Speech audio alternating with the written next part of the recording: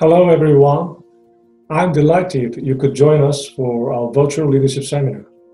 Before we begin, I want to first ask for your kind understanding that due to health and safety concerns caused by COVID-19, we are holding this event online. Instead, to make this seminar more meaningful and worthwhile, the Consulate General has partnered with various community stakeholders and invited esteemed speakers, including distinguished Korean American leaders in politics, business, law, media, medicine, and community affairs. So I want to take this opportunity to thank our partners and all speakers for their support and contribution. As we listen to our distinguished speakers, I hope all of you young Korean American leaders can gain insights into developing and refining your leadership skills. But more broadly, I do hope that you can get a clearer sense of a community that is built upon the legacies of those who came before you, a community that you can belong to and be proud of, a community that you can engage and be the driving force behind, and lastly, a community that can support you on your way to success. So with that said, here are three things that I hope you will get out of this seminar and also my main message to you, young Korean Americans. First, let's remember and learn from the first generation's experiences and take their sacrifices and hard work to heart. The first generation, they did their job laying down the foundation of the community. Now it's your job to build upon it so that the legacy of the community can be passed down generation after generation. In other words, be a conduit of the community's legacy and success for the generations who will come after you. Secondly, as a Korean American, be proud of your rich heritage and take ownership of your community. That means paying more attention to your cultural background, including the Korean language. That also involves engaging the community more as you make your mark in mainstream American society. That way, you can be a bridge that links generations and more broadly, the country of your birth, the United States of America, to the land of your heritage, Korea. Last but not least, we are hosting this seminar to provide a networking opportunity for Korean Americans.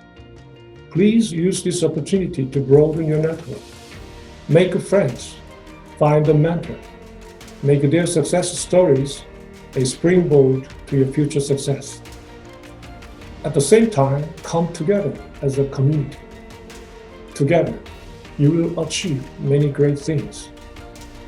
In closing, I'd like to thank President Lee Ju-hyun of the Federation of Korean American Associations of the Northeastern USA and all others involved for preparing this virtual event. Once again, I want to thank you all for joining us and hope you will find this seminar helpful and worthwhile. In these challenging times of COVID-19, I hope all of you will stay safe and healthy, and I wish you all the best and success in your future endeavors. Thank you.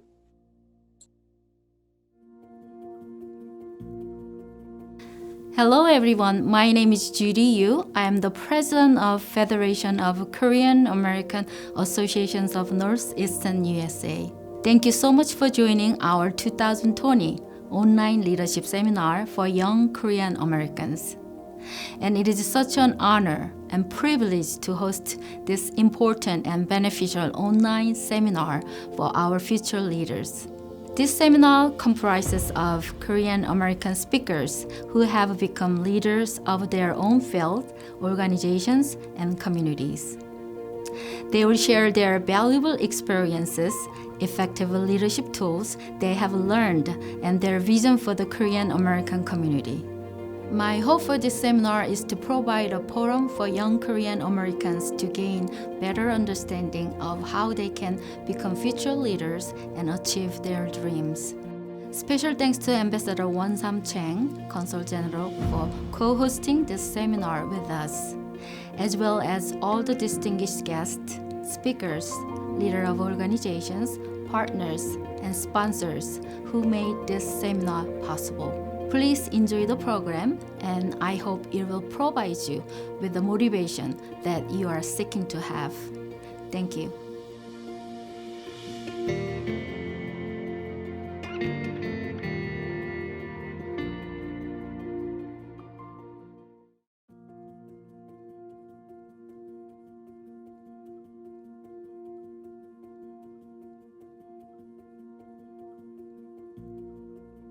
Hello everyone, this is Senator Bob Menendez. I hope you are doing well and staying healthy during these challenging times. I know that this is difficult, but it is wonderful to see us all gathering virtually to take part in this online leadership seminar for young Korean Americans. I would like to thank the Consulate General of the Republic of Korea in New York, Ambassador Won Sun-jang, the Federation of Korean American Associations of Northeastern USA, and their wonderful president, Judy Yo, who have all put in an enormous amount of work to develop an incredibly enriching program for you today. It's an honor to be part of this event aimed at shaping the Korean American leaders of tomorrow. The Korean American community is one of the fastest growing communities in the United States and in my home state of New Jersey, and the extraordinary participation and the countless contributions made by this community do not go unnoticed. This event will feature remarkable Korean American leaders who will share their experiences, effective leadership tools, and their vision for how to make a better tomorrow. This is a must-see event for our emerging leaders. My best wishes for a successful seminar this year and hopefully many years to come.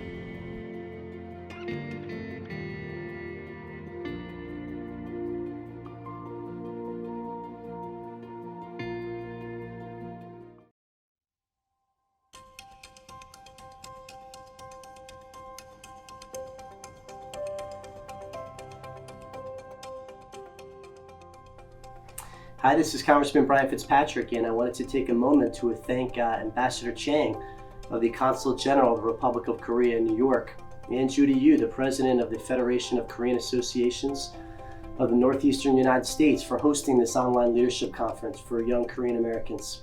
As a member of the House Foreign Affairs Committee, I fully recognize the importance of the alliance between the United States and the Republic of Korea to the stability of Asia and the prosperity of both countries. The Republic of Korea and the United States are steadfast partners for peace and remain committed to a denuclearized Korean peninsula.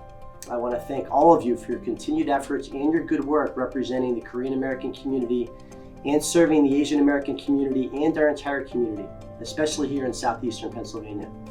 Now I want to take a moment and speak to all the young leaders in the audience. You were selected to join this leadership conference for a reason.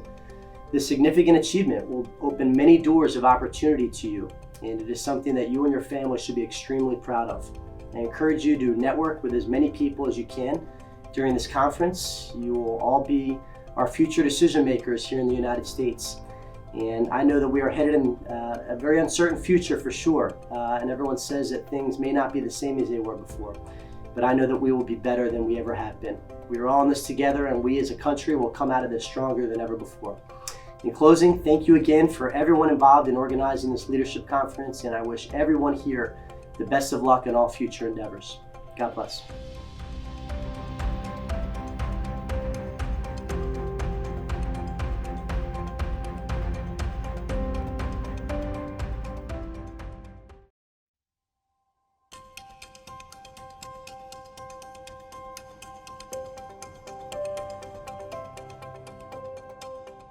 Greetings to all of you as you gather virtually for your leadership conference.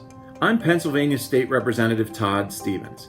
I'm proud to represent a thriving Korean American community in Montgomery County, Pennsylvania, a suburb of Philadelphia. I want to first congratulate the Federation of Korean American Associations of Northeastern USA for working to overcome the challenges of delivering a fantastic conference while remaining safe during the global pandemic. The rich, invaluable relationship between the people of the United States and Korea was forged from a commitment to liberty during the First Korean Congress in Philadelphia way back in 1919, and tested on the field of battle during the Korean War to preserve the freedom of the people of the Republic of Korea. Over 100 years later, our relationship with the Republic of Korea continues to shine. Our Korean friends in Montgomery County are among the most enthusiastic supporters for American freedom, economic prosperity, and devotion to family. We share rich educational and cultural links that extend a century back to that historic march to Independence Hall. We share a heritage committed to economic freedom, to strong families, and to an educational system designed to develop the next generation of global leaders. Best wishes for a safe but enlightening leadership conference, and I look forward to seeing you all in person sometime soon.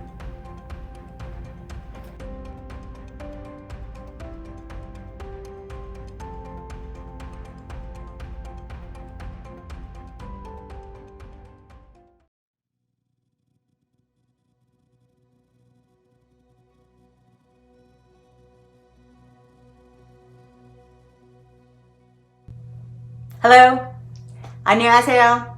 My name is Susan Shin Angulo, and I have the privilege of serving as mayor of Cherry Hill Township in New Jersey. And I am proud that Cherry Hill is home to many Korean churches, restaurants, and businesses, including the only H Mart in southern New Jersey. While we cannot be together in person, it is an honor to join the Consulate General of Republic of Korea in New York and the Federation of Korean Associations of Northeastern for this virtual Young Korean American Leadership Conference. You know, as an immigrant whose family overcame poverty in pursuit of the American dream, I am incredibly proud to have been the first Korean woman elected to public office in the state of New Jersey when I was elected to Cherry Hill Township Council back in 2009. Like many of you, my parents instilled in me the importance of education, community, and hard work. This provided me with a foundation and passion for public service. If there is one message I could leave with you today, is that you need to be active in your community beyond the Korean community. You must be civically engaged, participate in government, exercise your right to vote, and make sure your voice is heard. I look to you, our young leaders, to be our next generation of CEOs, judges, mayors, congressmen and women, and yes, president. I believe in each and every one of you. You must in turn believe in yourself. Stay safe and be well. Thank you.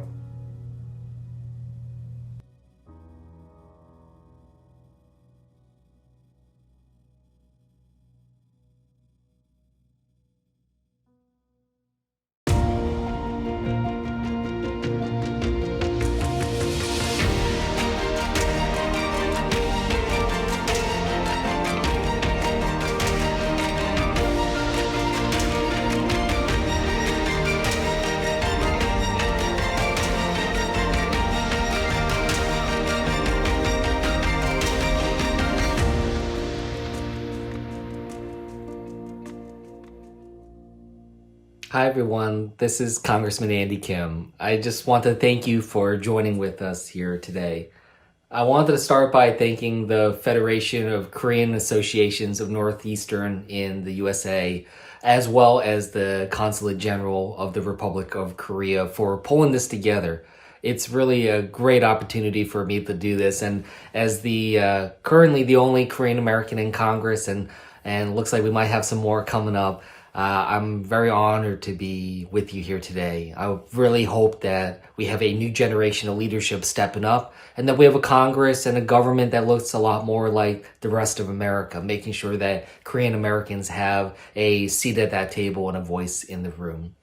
I wanted to just share some of my thoughts about what leadership means to me and some of the key issues that are out there. One of the questions that I think was raised is, what do I think as important traits for someone successful in leadership? And what I always think about here are a couple things. From my time at the White House, I learned a lot about what leadership means. First and foremost, it's about making sure that somebody knows how to bring people together. Leadership is about coalition building, about making sure that we're working together for a common cause, having a vision that we can be able to portray and convince others to join up with. But it's also about empathy. And this is something that I think we lose so much of in our society right now. This is about empathy, about being able to put yourself in someone else's shoes, see the world through someone else's eyes, and be able to connect with them about what issues that they are focused on, what their priorities on. That is what makes for a great leader.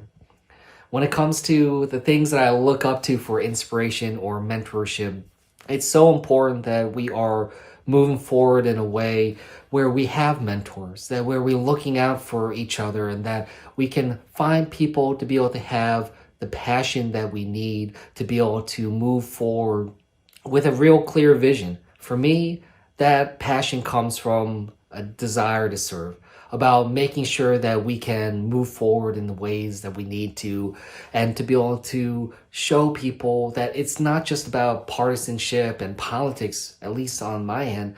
It's about serving the country, about making sure we can move forward in the ways that we need to. That's what this is all about. In addition, questions about, how do you generate great ideas in your organization? That is something that I think about a lot. It's about making sure, first of all, you have the right team. For me, I want to hire for my weaknesses. I want to bring together people that have a lot of different ideas and backgrounds. And it's about instilling a confidence in them to be able to speak, recognizing that we are a team. And for me, I always say, my team is not just focused on me and what I'm trying to do. We're all working together hand in hand. Those are some of the key issues that I think we need to make sure that we're moving forward on. And I know that there's one last question here that I'll take, which is about what are my current goals? Right now, I'm really thankful that I have the chance to be able to have a second term in Congress. I'm in a very tough district, and me being able to win this seat is extraordinary. I'm the first Democrat reelected to the seat in Congress since before the Civil War. So there's a lot that I'm going to continue to push on, but it's about delivering for the people. And I also believe that we need to be able to move forward, not just with better policies, but with better politics. I believe in a kind of politics that can bring people together, unite us, try to be able to make sure that we can talk to each other about our differences with respect, inject some civility back into our politics, and be able to heal and bridge some of the divides that are out there. So those are some of the key things that I want to be working forward on. I hope to be able to stay in touch with all of you and be able to share with you my continued thoughts. But I'm grateful for your time, and I'm excited to see what you all do. Thanks so much, and I wish you all the best. Take care.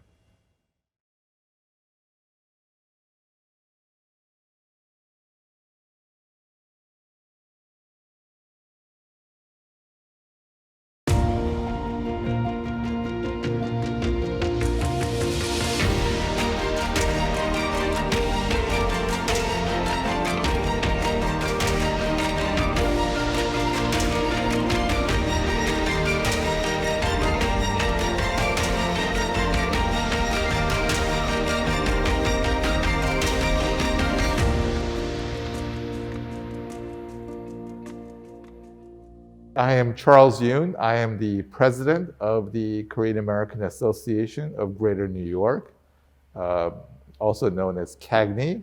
CAGNY represents the interests of approximately 500,000 Koreans and Korean Americans who reside in the greater New York area. I'd like to thank Judy Yu, the president of the Federation of Korean American Association in Northeast. And I would like to also thank 장원삼 총영사님, the Consul General of the Republic of Korea to New York. So my first experience living in the United States was in the suburbs of Chicago in Kenilworth, Illinois, and I lived there for a year. Thereafter, I came back again to attend Lawrenceville, which is a boarding school in New Jersey, and since then I've been continuously in the United States. After Lawrenceville, I attended Columbia College, and after Columbia College, I ended up at Columbia Law School. Part of my motivation for attending law school was because of my interest in human rights. I wanted to make a difference, and pursuing law seemed to be a way to do that. So after Columbia Law School, I ended up joining a law firm called Reed and Priest. It was a 200-lawyer, white shoe, New York City law firm, and I started out as a litigation associate. And I did a lot of work for the FDIC as outside counsel. But at the same time, in part due to my fluency in Korean and my fluency in Korean culture, I was sort of naturally recruited to the Korea practice group, if you will. And so at a relatively early stage in my career as a junior associate, I started working on matters involving Korean conglomerates like Samsung and Hyundai. I also naturally fell into doing international arbitration because many disputes that involved Korean companies and US companies went to arbitration. So at Reed and Priest, which then became Thiel and Reed and Priest, I became a partner, and I was made a partner in the litigation department. So that was part of what I did as a lawyer, and the law firm underwent some changes, and I started to think about my long-term plans, and I decided to start my own law firm, and that was a way to be, perhaps a little bit more hands-on in controlling all aspects of client service and billing with respect to the legal services. So I started a firm initially called Yunsu, Kim and So. It was basically 4 lawyers, Korean Americans, who came together to practice law, and also in part to better serve the community. I definitely saw that there was a need for perhaps a more big firm style representation in the Korean American community at that time. So I thought that I could offer such quality services at a lesser price point than that was being offered by big firms. And that would also lead to better quality services naturally for the Korean American community. So that was in part my motivation for starting my own law firm. I think it was definitely an advantage because I had that fluency in Korean language, and because I had the fluency in Korean culture, I was able to better understand the client, and I was also able to better analyze the dispute that the client was facing. Since I was a litigation attorney, I needed to understand all aspects and ramifications of a particular dispute at hand, and it certainly helped that I spoke Korean and that I had a cultural fluency in Korean business culture. So, that I owe to sort of the way I was raised by my parents. Even though I attended school and spoke English most of the time, we spoke Korean at home. And in part, I also attribute my continued learning of Korean to my days in Cameroon, Africa. I lived in Africa for 3 years during, when I was from 5th grade through 8th grade. I guess 5th, 6th, and 7th grade, I was growing up in Cameroon, and there was no television in Cameroon at that time. So my sort of sole source of entertainment was reading books. And at the ambassador's residence in Cameroon, there were only Korean books. And there were a lot of great Korean books. In fact, even Shakespeare was all translated into Korean. So I ended up reading a lot in Korean. Part of how I was able to maintain my Korean fluency was by reading during those formative years. I was a nerdy kid.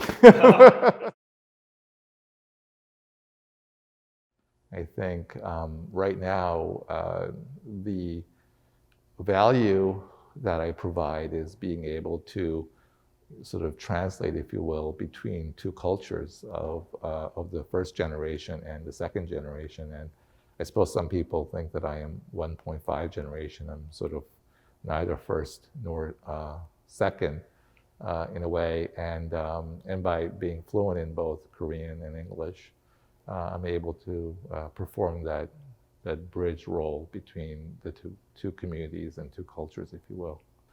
Yeah, I think certainly there are a lot of challenges. First of all, the first generation feels comfortable really communicating in Korean only, and second generation feel comfortable speaking in English only. So, right there you have a communication barrier, if you will. Also, the things that a first generation person values are different than what the second generation person typically values. So there is definitely a gap. But what I saw was that there was tremendous potential for community building if the two generations could come together. In a way, we are just one community, but I think there's a danger that the community might sort of develop in separate ways. Well, I would tell them to look at the potential, not only for the growth of the community, but for their own personal growth as well. We all serve in one way or another, and I think it's very rewarding to serve the broader community. And right now, the parents and the grandparents of the second generation and third generation Korean Americans have really worked hard to build a community here in the United States. And I think that, if you find some way to continue that legacy so that your talents, whatever you have to offer, are in some ways could be utilized to better the community, I think it will be obviously very beneficial for the community, but also very personally rewarding for yourself as well. So I would say, take an interest on things that are going on around you, and also find a way to serve. I think each of us should find a cause that is greater than ourselves and find a way to serve. And I would say that if you are interested in serving the Korean American community and the community at large, I would urge you to look at organizations that are out there and consider joining one of the organizations and attending a seminar or a webinar or an event. And I think just by virtue of the fact that you're watching this program, I think you're well on your way.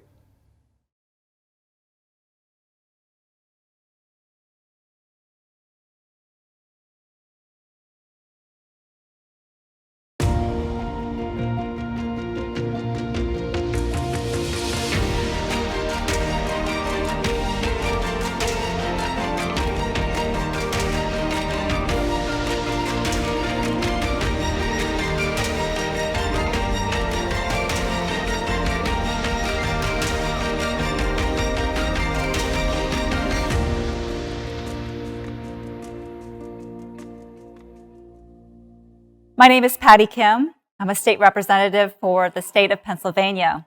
I am one of 203 House members who discuss, present, debate bills, and pass laws for Pennsylvanians. I've been serving for 8 years, and I'm happy and proud to serve the 103rd District.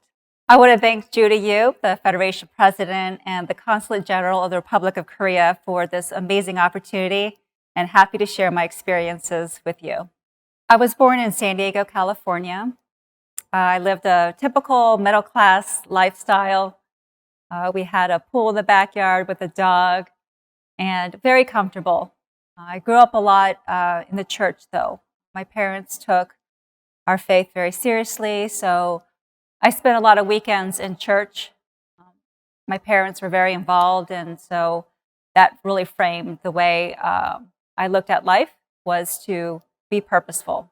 So I originally wanted to be a nursing major. For those who are out there who have no idea what they want to do, that's totally fine, because the way I came to where I am, I had to go in a zigzag. There was not a straight line. I wanted to be a nurse. I wanted to help people. I wanted to care for people, but it didn't match my strengths. So I had to pivot real quickly as a junior in college. I said, I need to do something. What do you want to do, Patty? My dream was to be a news reporter. And so I got out of the nursing school, went into communications, and I went into a whole new world. And it was so exciting. You know, I got to write, I got to edit, I got to talk to different people. And it was something where my personality matched in that new career. People say, you know, was it hard being Asian American? And a little bit of success is always about timing or luck.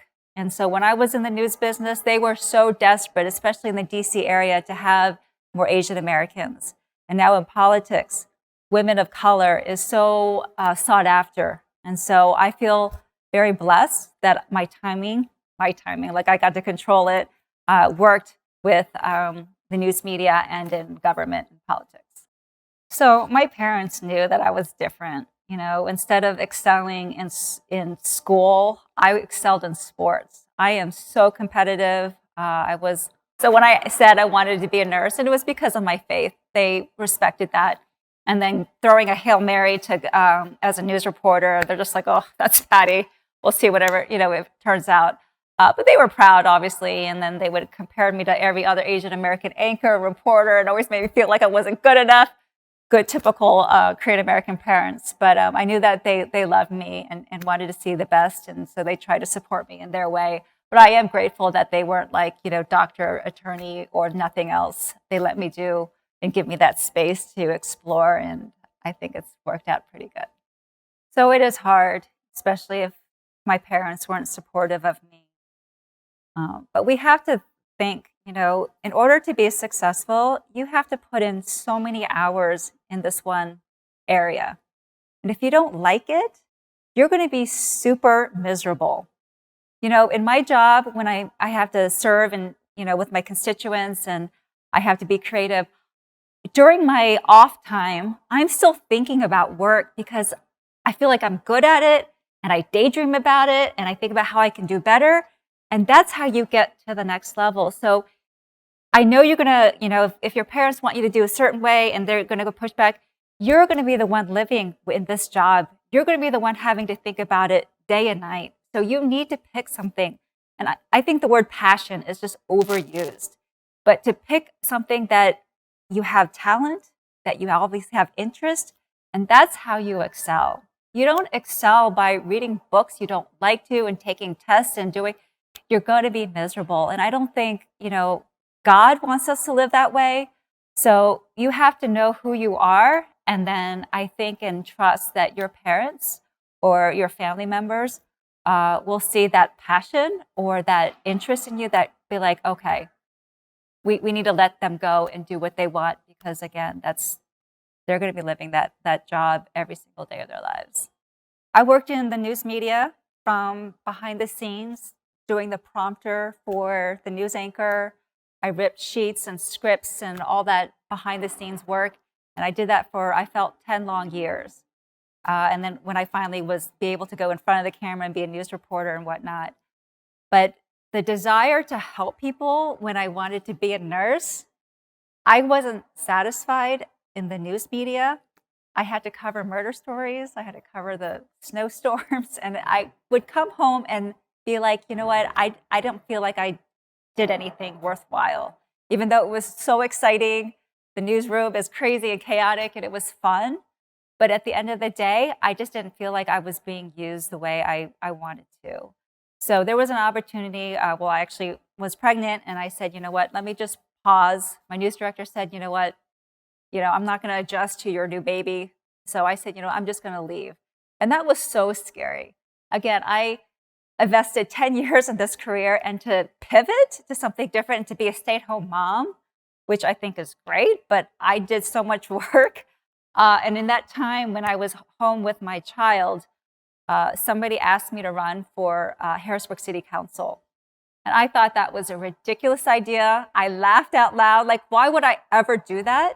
But then in that calmness and that quietness, it said, Patty, that is where you can serve what you've been longing for, the desire to serve other people, not maybe as a nurse, but maybe as a public servant. And so I decided to change route, and I am so glad I did. So growing up, I knew that I was very soft. I don't know the best way to say it. I always felt everybody's pain. I was the middle child. I, tried to make my parents and sisters get along, and I realized it was empathy. I have empathy, and I always thought it was a weakness. That why is soft Patty so sensitive? But through a mentor, she helped me realize that this is actually a strength. So I have empathy. I'm able to see my district, especially the ones who are most vulnerable, the ones who are poor, and to see what they need and then try to meet those needs. I'm not going in thinking, I have all the answers, I'm amazing, I'm going to just, in my own ideas, I'm going to push forward and people are going to follow. Guess what? You're going to be walking by yourself. So I like to go from behind, see what people need, what especially, again, the ones who are most vulnerable, and then try to meet them where they are and deliver something. And I think that's what good leadership is to understand the landscape and then fill that need. I heard a motivational speaker once say that we should recycle our pain. And even though I was born here, I know what my parents had gone through, my grandmother went through. And, we as Korean Americans always sometimes feel like the underdog. We're always on the sideline. We're never celebrated, mainstream. And so I use that to my advantage because I know that I'm not alone on the sidelines. We have a lot of other minority groups who need attention and need a voice as well. And so I can tell Korean Americans right now that, we're going to depend on you to use your health, use your good education, use your speaking abilities. My parents have an accent, and push everyone forward, not just ourselves, because we know what it's like to be on the sidelines. So whenever I'm in my office serving people, I bring the Jewish American group, the Muslim Americans, I bring in all the LGBTQ, because I know what it's like to be left to the side. And so I feel, and my hope for the Korean Americans, the next generation, is to not only help ourselves, but to help everyone come together and bring us all forward. And because we know what it's like to be a minority, and also we are considered, not a true minority. I don't know. Sometimes we have an identity crisis, but we fit in a lot of different groups. And let's use that for the betterment of all of us.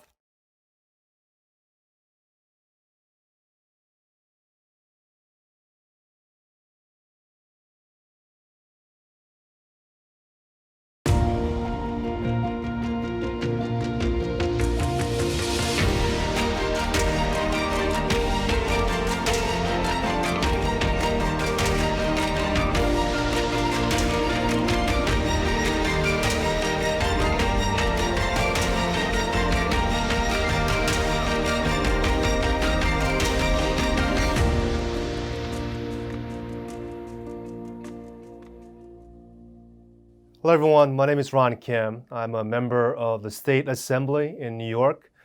I've been in office since 2013. The purpose of my office in the State Assembly is to first and foremost serve the people of New York.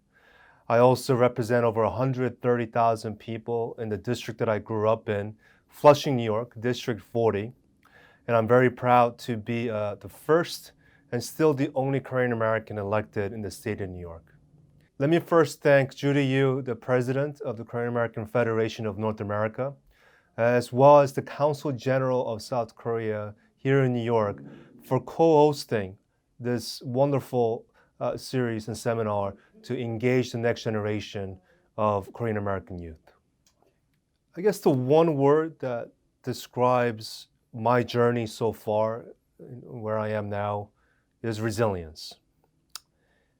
As a public servant that helps countless number of people who are suffering every single day, that is the word that resonates with me, especially during this time of coronavirus and COVID-19, when there's a perfect storm of economic, health, and social meltdown that the whole world is experiencing. It is my resilient background that brings the type of guidance and leadership for not only young people, for all community members in New York State, especially when they're suffering so much. I came to this country when I was 7 years old from South Korea, right here in Flushing, right in this neighborhood. My parents, I'm a only child of immigrant Korean parents. They gave up everything they had in South Korea, just like thousands and thousands of other Koreans at that time. My parents opened up a small business, and I remember within 10 years of them opening up that store, just right before I entered high school, they had to shut it down and file for bankruptcy. At that moment of despair and the years following of financial stress, seeing my parents being in debt, paying off debt for so many years, and the stress that we as a family had to endure, left an indelible mark in how I saw the world. What happened to people like my parents? What happened to the immigrants, the Koreans, the small business owners that came here believing in the American dream? That is why I chose the path that I am right now, to be a public servant, to give voice to the people who doesn't have a seat at the decision-making table. And that's what drives me as a public servant every single day. Yeah, as a Korean American that deals with identity politics, as a politician as well, it's nonstop. Every day I reflect on my roots, my background, my journey, and how it defines the way that I help people. And I'm at a point where I feel comfortable enough to own my identity and not just be a politician of Korean descent, but someone who can speak to a larger audience beyond the Korean Americans. And it took me a long time to get to this point, because many of us, and just like you that are listening in, being an Asian, a Korean, in a community, in a state, in a country like this could be very tough. We're constantly trying to figure out, where do we fit in? Do I have to go to law school? Do I have to go to medical school? Do I have to follow what my parents tell me to become an investment banker? All those things are externally pressuring us to try to fit in somewhere in our society that often looks at us as if we do not belong in this country.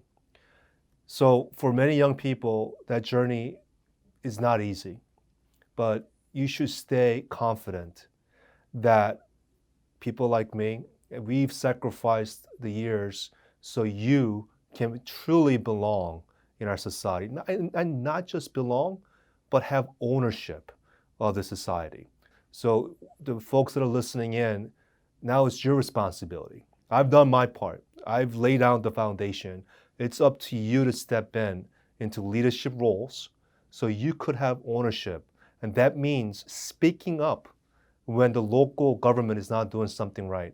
Going into meetings, voting is a minimum you should do. You should be participating in our democracy in this country every single way, any single way that you can find. Obviously, my last name is Kim. Wherever I go, even if I never talk about my identity, people will remember me as a Korean American. And I wear that with pride. But I don't leverage it. I don't use it to cover up issues. And that's what a lot of people do in politics. They use their identity to protect a broken system, to protect the status quo. Because there's a lot of places where I can go and they'll celebrate me. oh, he is the first Korean American. Look at how diverse we are. Look at how inclusive we are. We're bringing the first Korean American, but yet they're defending a system that is destroying our poor people, our working class people, our workers, our small businesses. So I no longer use my identity to protect them. I use my identity to help people. And there's a big transition for, I think, Korean Americans. And I have a lot of pride doing that because we have a rich, rich history in Korea of revolutionaries, of Yu Gon-sun, a 16-year-old woman who took on the Japanese imperialist military. Our history of sticking up for what's right, for what the right principles, is very deep. And I am fully aware of wearing that with me wherever I go. And that is why I feel confident as a Korean American, to say the truth, stick up for the truth, and defend what's important for all people.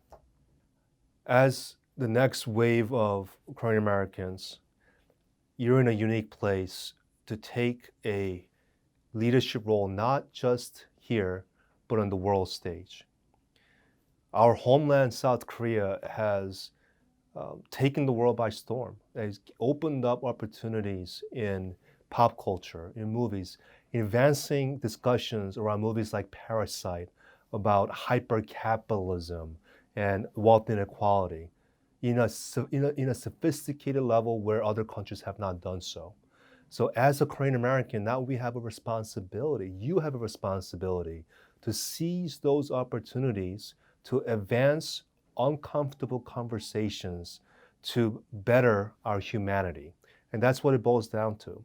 So we reached a point where we have normalized the dehumanization of our own neighbors or our own people in our community. Whether it's the homeless people that are dying on the streets, or whether the seniors who are catching COVID and dying in nursing homes, or the inmates, the older inmates who should be let out in prison, but they're catching COVID and dying behind prison. We can look at those stories and still go and have lunch and brunch and have dinner and not even think about it twice. There's something wrong in our humanity when we see our fellow human beings suffering that much around us and we can just move on and not worry about it. It's up to our generation, your generation, to reconnect the dots, to make a strong stance that that's not right. We have plenty of money. New York State, $1.7 trillion economy. So much money in the state. Why are people going hungry? Why are people dying on the streets? It's not acceptable. It's up to you to change that narrative. And it's a lot, but I think together, my generation, your generation, we can actually take leadership roles in this country and change the course of not only this country, but of the world.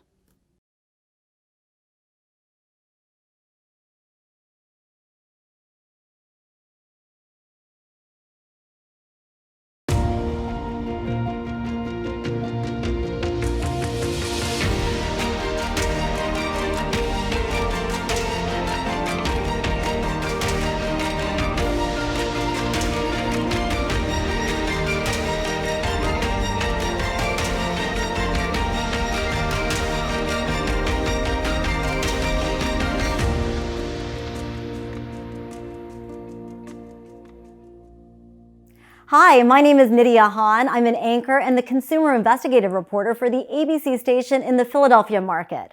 Consumer news is a pretty big umbrella. Basically, I expose scams, I protect consumers and their pocketbooks, and I hold government agencies and businesses accountable. Thanks so much to the Consulate General of the Republic of Korea in New York, and also to President Judy Yoo of the Federation of Korean American Associations of Northeastern in USA. We really appreciate your putting on this online seminar about leadership for young Korean Americans. Hard work and persistence, that basically sums up my life. I always say I'm not actually really good at anything. I'm not really that smart, but I work really, really hard and I just keep trying and I don't take no for an answer. I've always loved writing, so my plan was to be a magazine journalist and to write long-form pieces for magazines.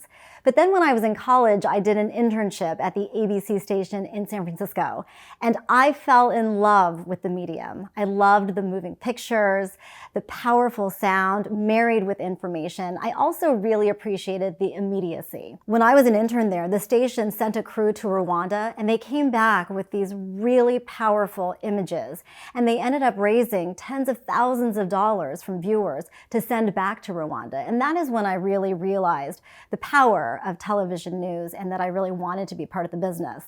Unfortunately, while I thought this was a great idea, no one else seemed to think so. In fact, I had a professor who said, "Do you ever watch television news?"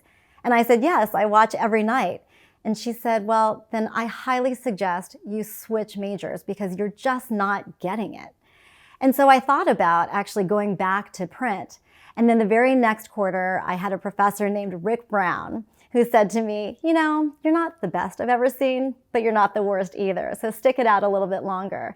And I am so, so grateful that I did and that I listened to Professor Brown. I just talked to him actually the other day and expressed my gratitude to him for his encouragement and motivation to stay in the broadcast specialization, because I'm so glad that I am where I am today. And I still love the medium of television news, and I still am grateful for the opportunity that I have to meet new people, tell stories, and inform the community every single day.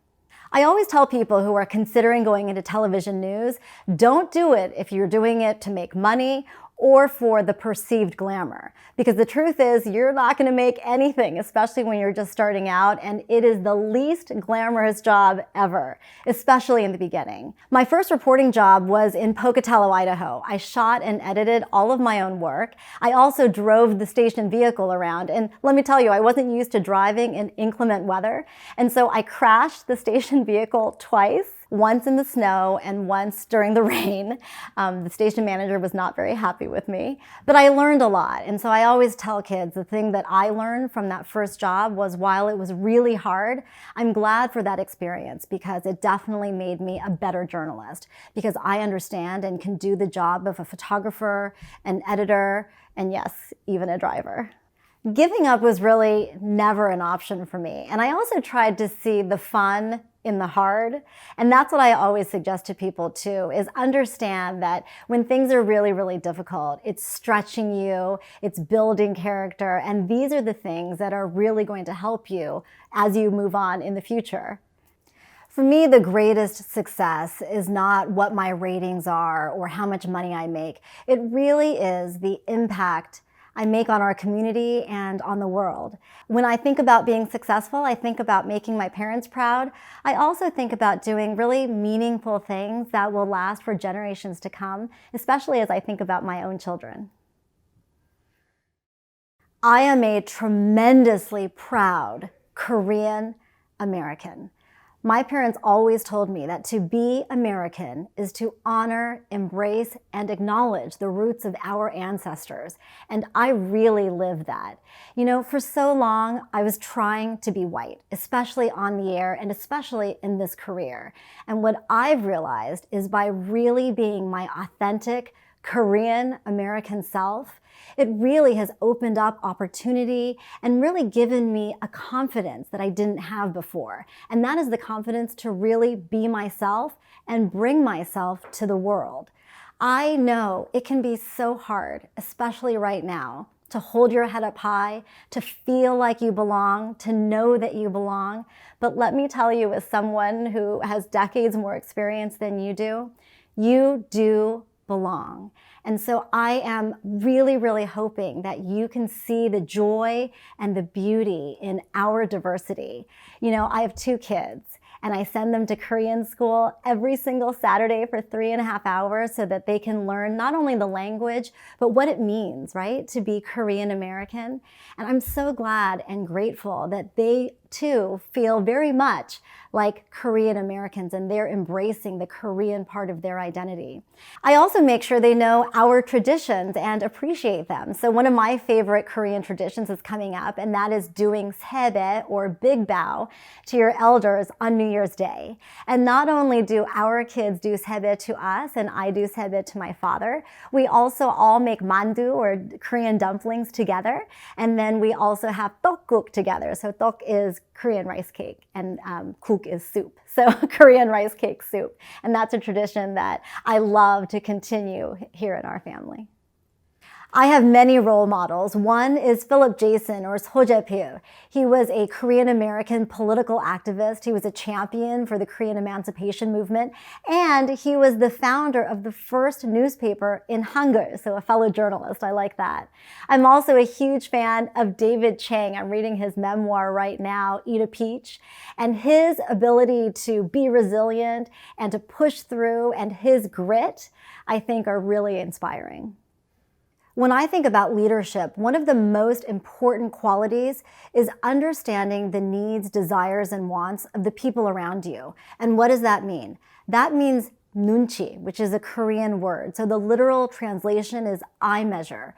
Basically, what it means is you have the ability to measure with your eyes what someone else wants. So you have the power of observation, and you can meet people where they are. A family friend of ours, Yuni Hong, wrote a book about nunchi. She calls it the Korean secret to happiness and success.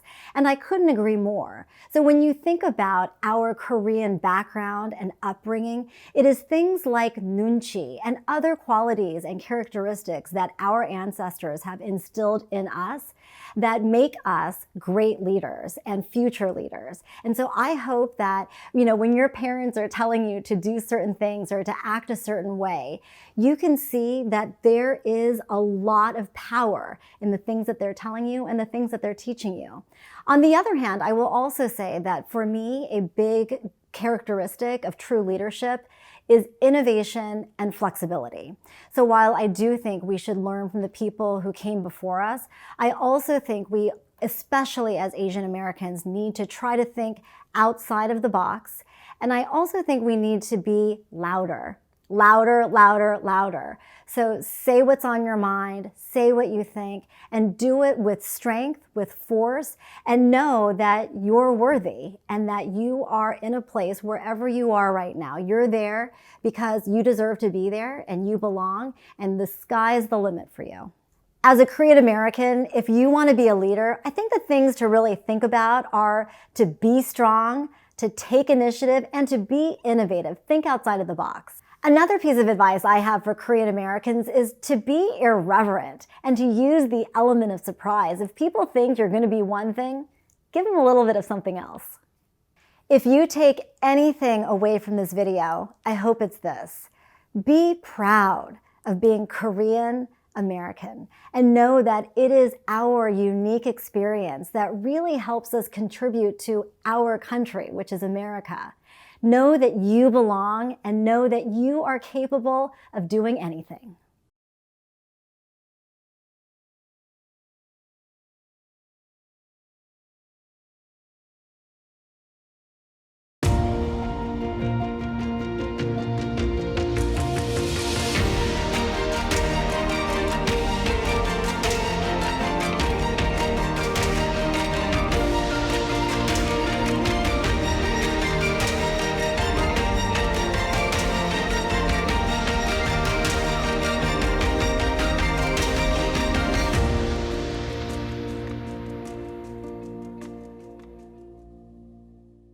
Hi, I'm Philadelphia Councilman at Large David O.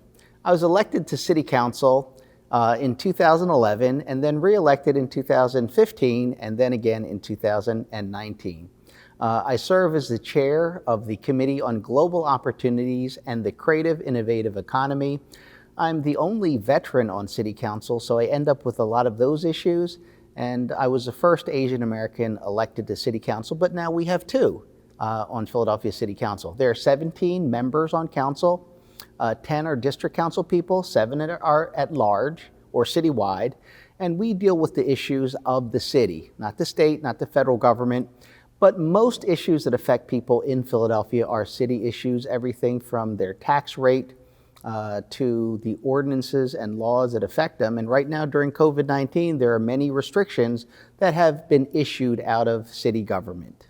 I'm excited to participate in this great seminar about leadership for young Korean Americans. I'd like to thank the organizers, the consulate of the Korean consulate in New York, and the Federation of Korean Associations in Northeast USA. So my dream was to be a lawyer, and I wanted to be a rich lawyer, a wealthy lawyer who was a smart lawyer and did good too, right? My foot in everything, rich, doing good, helping people. Who wouldn't dream of having it all, right? And I was building towards that future, and I kind of plateaued, and I hit a brick wall or a brick ceiling. And usually I will do a couple of things to get things going again. I was very interested in growth and expansion. But when things go bad, I begin to introspect. Maybe I did something that I'm not aware of, something that is not good. Maybe I didn't appreciate what God set before me. And I will reflect on that. And whatever I did, I couldn't, get the ball rolling again. And I thought about it even deeper, and what I found was I was building a golden calf to myself, the law firm David O. It was all about honoring me, building a law firm for me with my name and how great I was and how great this firm was, and I wanted to do good things for me. And one day I was listening to the radio, and it was common that they were talking about riverboat gambling and how it was going to create all these jobs and do all these wonderful things, which I knew was not true. And I was thinking somebody should actually go out there and talk about jobs and education and how that actually works and what could actually be done. Not that I was an expert, but I knew what I was hearing on the radio was just advertising and basically untrue. And so I got the idea that I would run for office. And I was smart enough to understand that it was very unlikely that I would win, but I wasn't running to win. I wasn't running to lose. I was trying to win, but I was not running because I was going to win. I was running to run, and to run well and to run honestly. And because I believe that in running and facing difficulties and facing impossible odds, that there's a testimony. And that testimony is about your faith and about who you are and who you put your trust in, because you want people to do better. You want their children to be educated. You want them to be safe. You want them to have jobs. You want them to be fulfilled to the extent that they can do more than worry about, public safety or their life or to think about who, that's important as well. And it's important because the Bible says, feed my lambs, care for my sheep. That is a challenge for us to try to help others. So I decided to run for office, and of course, nobody took me seriously, and why should they? But on election day in 2003, I surprised everyone, including myself, by doing very well. I got about 100,000 votes and was like 14,000 votes short of winning, which was a shock to a lot of people because race had everything to do with it. In other words, who's going to vote for an Asian American? And I was at the same time thinking that, people can run and be done, one and done. But to really try, what is really trying? Really trying is to do it 3 times. And so I was thinking about really trying, and since they were trying to get me not to run, that kind of set me down to run. And 4 years later, I ran again, and I actually won on election day by just 7 votes. But the next day they called me up and told me they didn't count any absentee ballots, which is illegal. They just kept all the absentee ballots in the warehouse. They're supposed to be counted on election day at the polling place. And so a few weeks later, I lost by 122 absentee ballots. And 4 years later, I ran again, and this time I won. and I stayed the winner. It was a close election. And, people ask me, well, you won by 7 votes and then you lost. That must have been heartbreaking.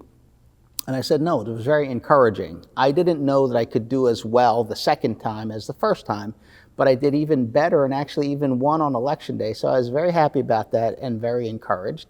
And I plan to run again. And it was a very hard, nasty election and, campaign, and I ended up winning.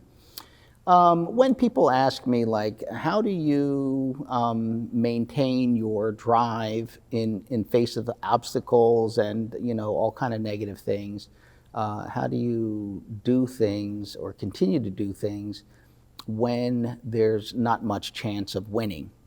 And I tell people, listen, it's when there's not much chance of winning that's when the magic happens.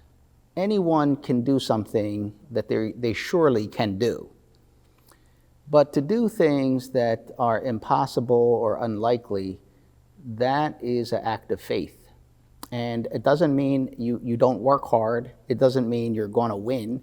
It means that you are willing to give it your all. And I think that, if you're doing the right thing and you are challenged by the fact that you're going to lose, it is not time to make a deal with the devil. It's time to put your faith in God, and if you're going to lose, lose. But don't compromise on important things. I'm a politician. I'm an elected official. I should compromise on all kind of things to be humble and to try to advance the people's good. But there are important values and principles that should not be compromised. And the challenge for me, as for you and anyone else, is this. Left to who we are very mediocre. But given the opportunity to rise up to be better than who we are, we can do some really great things. Being Korean American is well, number one, that's who you are, so you can't change that. And you shouldn't try to. You should embrace that. But it comes with some wonderful things. You can think of all the positives that we enjoy, right? Music, culture, food, all that, good friends, a great history. But it comes with opportunities because people sometimes don't know us, are suspicious of us, have heard negative things. And when you step out to embrace them, to help them, to humbly try to assist, to ask for their help, to receive their help, you have many opportunities to build bridges and to show people kind of what is in common. I love the saying that I'm not different from you, I'm different like you. In other words, we're all different, we're all individuals. And so as a Korean American, be different like everyone else. And just find what those opportunities are to reach out. Be the first to reach out. Be the first to extend your hand. Be the first to say hello. Be the first to say I'm sorry. Be the first to say thank you. Be the first. And you have an opportunity to embrace people and to change people's hearts and minds simply by being a person willing to do that.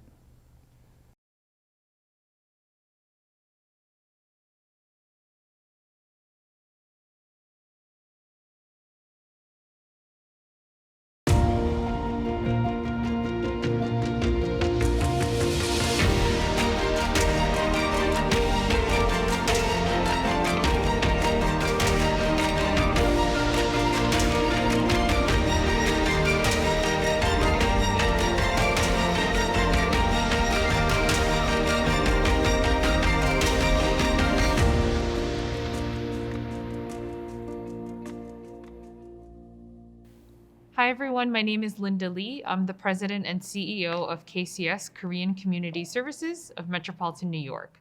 Our organization has been around for about 48 years in New York area, and we provide a whole host of multi-social services to the Korean community in Queens, Manhattan, Brooklyn, as well as now New Jersey. So at the very core of who we are and what our mission is, it's really essentially to help those in need, to lift them into a place of betterment where they can be independent and thriving. So whether it's workforce, ESL, all the different services that we provide, it's really for the sole purpose of trying to make our community healthier and thriving. And I just wanted to take this time to really thank Judy Yu from the Federation of Korean American Associations in the Northeast region, the Consulate General's office. And thank you so much to both of them for putting together this conference and workshop together. I actually, majored in economics when I was in college, and I thought I wanted to go into investment banking and make a crap ton of money after I get out of college. And then the summer before my senior year of college, I took a job working as a camp counselor for inner city kids from the Bronx, right? And these girls were like 9 years old. Both parents are in jail, incarcerated, being raised by their grandparents who are abusing them. And they have to be adults at the age of 9. And after that summer working with these girls, I was like, wow, I don't know what it is I'm going to do later, but I just know I want to help people. And that's all I knew. What led me to get into social work was I was at a John Mayer concert at Jones Beach when I was like in my early mid-20s. And I ran into an old church friend at that concert that I hadn't seen in at least like 5 years. And she had just started the social work program at Columbia. And she was like, I could really see you going into social work. I think this is a perfect field for you and your personality. And I was like, social work? What the heck is social work? I didn't know what social work was actually. And then when she told me about that program, I did a lot of research when I got home and I was like, oh my God, I had no idea that there's an entire field dedicated to just helping people, right? Like we as Korean Americans, we're not taught about social work. Like we're taught, okay, you can go into law, you can go into medicine, you can go into finance, right? And those are the more traditional paths that a lot of folks I know went into. But, for me, when I told my parents I was going to social work school, they're like, what is that? And I was like, I don't know either, but I'll find out and I'll tell you about it. So, it's actually an amazing field. I think we need a lot more Koreans going into social work. We need folks that are bilingual going into that field. And it's so broad. Like you can be in a corporate setting, you can be in a nonprofit setting, you could be in a for-profit setting. And I have to say, it's been such an amazing learning experience. And I really that's one thing I'm a huge advocate for is we need more Korean Americans going into social work for sure. If I look at my life and all of the milestones that I've had, I really felt like they were God-ordained paths, right? And for me, it was always like, I didn't know what the next step was necessarily, right? It was always something that I would just kind of sit and pray about, like, God, where do you want me to go? Where do you want to lead me? And then that's what would happen, right? These opportunities and doors. And I said, I need like a very obvious kind of like, I feel like there's people that were placed in my life at the right time for the right reason, right? And I think there's a lot of that speaks into my story as well. Thankfully, my parents are very understanding. I think they've always been very supportive. In that sense, they were always kind of more Americanized in the sense that they wanted me and my sisters to be happy. I mean, they did have moments, of course, where the Tiger Mom thing came out and all of that. But to be honest, I don't think they had an issue with me going to social work school because my older sister, right after college, told my parents, hey, I'm moving to Egypt. And then my parents were like, what? Like, where did we go wrong as Asian parents, right? And my sister was like dead set, very, ambitious. So my parents would talk to me because they were freaked out and worried, like, why does she want to go to Egypt? Why does she want to move there? Like, what is she going to do? And I told my parents, I'm like, listen, don't worry. She's a smart girl and she's one of the most ambitious people I know. I was like, she'll be fine, right? She's going to be fine. And so fast forward, my sister went to graduate school at USC in international relations, then went to law school, and in between was doing a lot of UN work. She was actually part of the trial. She was one of the attorneys that was part of the trial involving Charles Taylor, who's the former Liberian president that started the whole child soldier diamond conflict issue in Africa. So I was actually sitting in the courtroom with my sister in Sierra Leone when they read him the guilty verdict. So she was working in The Hague as part of the ICC, International Criminal Court. And so, and she studied Arabic. And so she is a Korean American woman who reads, writes, and speaks Arabic fluently. And she's now a US diplomat in Saudi Arabia in Riyadh. So I have her to thank for the fact that my parents were like, social work school? All right, fine. But I think both of us took very non-traditional paths in our career. And I think because my sister kind of went through it first and sort of like, paved the way with my parents, it did help them to open their eyes a little bit more and be supportive. But I think by nature, my parents are very supportive folks in general. I think, they were very hardworking small business owners. They had 2 dry cleaners in Long Island, and they always led by example. And case in point for my parents, like my dad at the age of 61 or 2 sold his store and was like, what am I going to do for the rest of my life? And so he felt very strongly that he was getting called to be a missionary. So he went back to get his second master's, got his MDiv, and then became an ordained pastor, missionary, all that stuff. And then him and my mom are actually now in Guatemala as missionaries. And they took 6 months to a year. They spent the first year just learning the language, because they understood if you're going to reach people, you have to speak the language, right? So my parents, I think, innately have always taught me and my sister to always learn and always grow and never stop learning.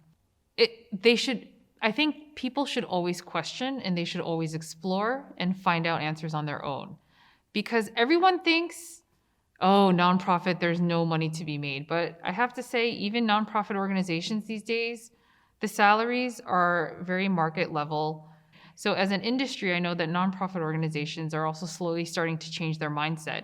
It's very mission driven, right? And there is a path and a career that you can make from that. Same thing with going into politics and government. I think there's this, I don't know if younger Korean American folks realize this, but there are a ton of opportunities working in government. And if you're talking about stable, as well as the best benefits you're ever going to get, that's where, government jobs are. And there's a ton of career opportunities there to be able to create laws and legislation that actually positively impact our communities. That's not something you're necessarily going to be able to do on a broad scale as a doctor. And I'm not trying to say that doing the traditional path is bad. I think that's actually good as well, right? If that's where you feel passionate towards, then you should definitely go that direction. But I think it's always worth at least exploring and looking into different options and talking to as many people as possible about different opportunities and careers. So I would strongly advise just to, ask as many people around as possible, and just keep an open mind, because there is so much more out there than I think what we know as a Korean community.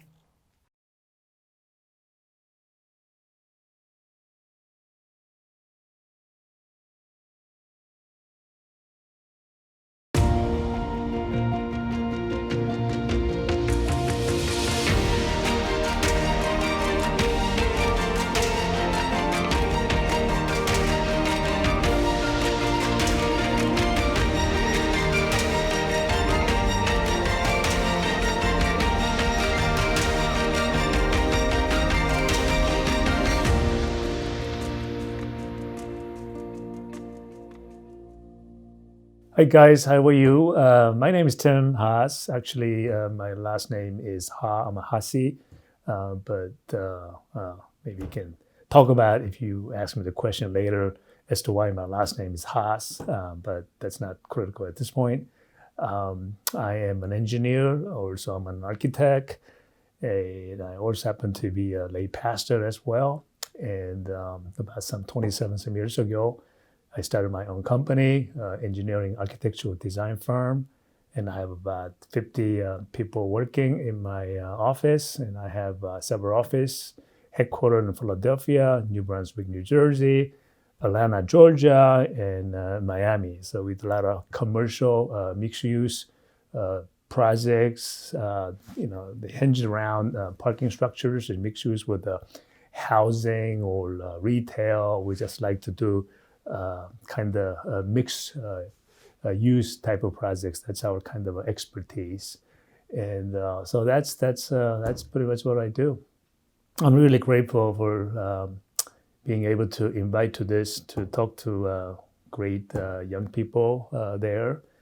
Judy Yu, Federation of Korean American Association of Northeastern, and also Consulate General of Republic of Korea in New York City.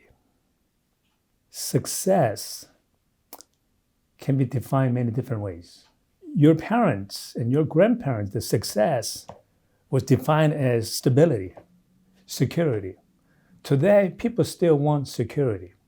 So when you want security as defined as if that's your success, what do you do to get that security in life? Well, that's three things. Number one, it's money. Money gives you security. Also health. Health gives them security. The third thing is like high position, fame. That's what they look for in order to get that security. And then the other guy says, nah, for my life, success is not about security. My success is all about happiness. You might have heard that before. It's all about happiness. I want to be happy. Okay, to be happy, what do you need? What do you do? It's the same thing as what I just described before. To be happy, you want money, you want health, you want fame. So there's no difference. But there was third way, and third way is living with a purpose in life. Once you have a purpose, your success, definition of success becomes very different. So this is how I would describe a success. I like to advise young people to define your dream for success with a verb. That's a V-E-R-B, not with a noun. Most people define their dreams with a noun. What is noun? What do you want to be when you grow up? I want to be a doctor. That's a noun. What do you want to be? I want to be a musician. I want to be a lawyer. That's all noun. The key to success is actually doing it now, not when you become a lawyer or a doctor or musician. When you dream to be with a noun, you don't activate your life. You just stand idle, dreaming and thinking, sleeping, just studying. And one day when I become that, I will do whatever. But if you dream your dream success with a verb, everything changes. That's when you will see more people flocking to you. They want to be your friends. So what does that mean? So let me ask you, the doctors, what do doctors do? They heal people. Healing is a verb. So instead of saying, I want to be a doctor, and people ask you, what do you want to be when you grow up? I want to heal people. See how attractive that is? The person hearing is, I want to get to know this guy. And what happens with you is because you want to heal people, you don't necessarily wait unconsciously until you become a doctor. Even when you're a teenager, when your friends are fallen and is bleeding, you would instantly go and wash and wipe off their feet to clean them because you're healing them. When you say that as a young age to young adults or talk to your parents or grown-ups, they will be moved. This kid wants to help people. What do musicians do? They inspire people. You say, what do you want to be when you grow up? I say, well, I want to inspire people. You can inspire people not when you become a great musician in a concert hall. You can inspire people when you are 10-year-old or 15 years old. There's so many ways to inspire. And success also has to do with when you define your success with a noun, you won't have one goal. It's a doctor, it's a cameraman, it's a musician, or it's actor or an actress, or whatever the case may be. You want to have one. And if you have one goal, and if for some reason, if you don't fulfill that, you get into depression. You're disappointed. Your parents are disappointed. But if you are, for example, a doctor, if you say you want to be a doctor, there's one noun. But if you say heal people, and if for some reason the door doesn't open you up to go to medical school or something like that, but there's so many different professions that heals people. You should focus your success on verb. Then you can be successful in any area. It doesn't matter what you. Then you could be secure. Then you could be happy, and when you're happy and you're secure and you help people, that's where the success is. We asked successful people. This is the Fortune 500 CEOs. We asked this question, and that's what does it take to be a successful leader? And is it IQ? They said no, it's not IQ. So if those who are not genius, don't worry about it. You have hope. And then it says, is it EQ? EQ is emotional quotient. Emotional quotient is very important too.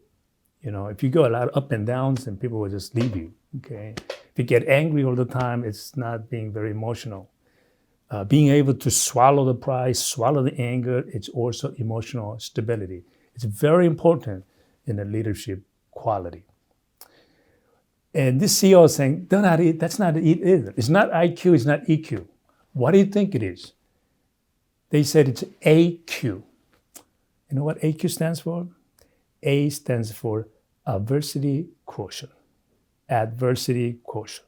What that means is ability to overcome challenges, ability to face the obstacles, ability to get things done, regardless of how difficult it is. So when you are faced, when you are young with lots of adversity, with the family issues, a lot of family breakups, things like that, that's adversity. And take that very well. And if those are going to be some of the very valuable training, if you will, maturity that you're going to grow through it, and don't let that bother you or turn that into depression or excuse as to reason as to why you cannot do something. We face adversity for a reason. God places adversity in our lives to grow us, to help us to mature, to give us strength. So, if you want to be really successful, develop your adversity quotient. There is saying that leadership is defined in time of crisis. If there's no adversity, if there's no crisis, everything going smoothly, there's no need for a leader. Organization, companies, if a company is doing very well, who needs a leader? Anybody can lead and the company will go smoothly. But just like even the family, we have adversity. Companies face adversity, difficult, hard times all the time. How do you react during that period of time? Do you complain and complain? Do you gossip and gossip? Well, you have totally failed to become a future leadership because everybody around you unconsciously is watching you. This guy, he's 30 years old, 25 years old. Every time there's something goes wrong in the company, he complains and complains. Do you think when the company is looking for a leader, they're going to pick that person? No way.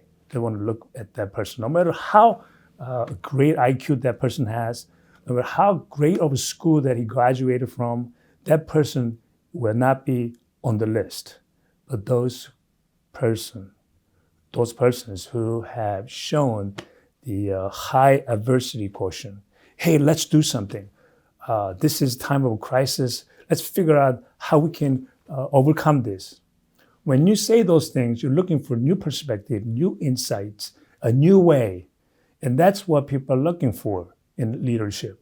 So I strongly continue to suggest to young people, welcome those crises and they're God-given opportunity for you actually to shine.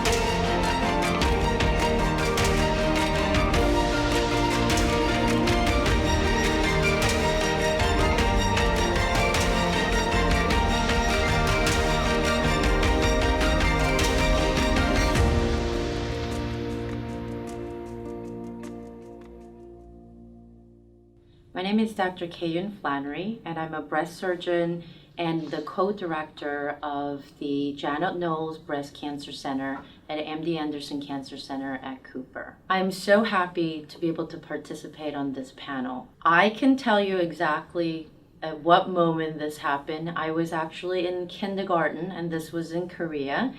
I was probably about 5 years old, and we had an event that day where we were supposed to grab toys off of the table and kind of, do a play thing.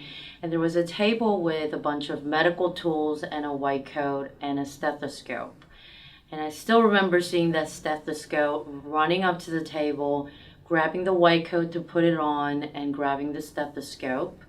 And my teacher stopped me. She grabbed me from the back and stopped and said, those are for the boys, and you may want to pick something else.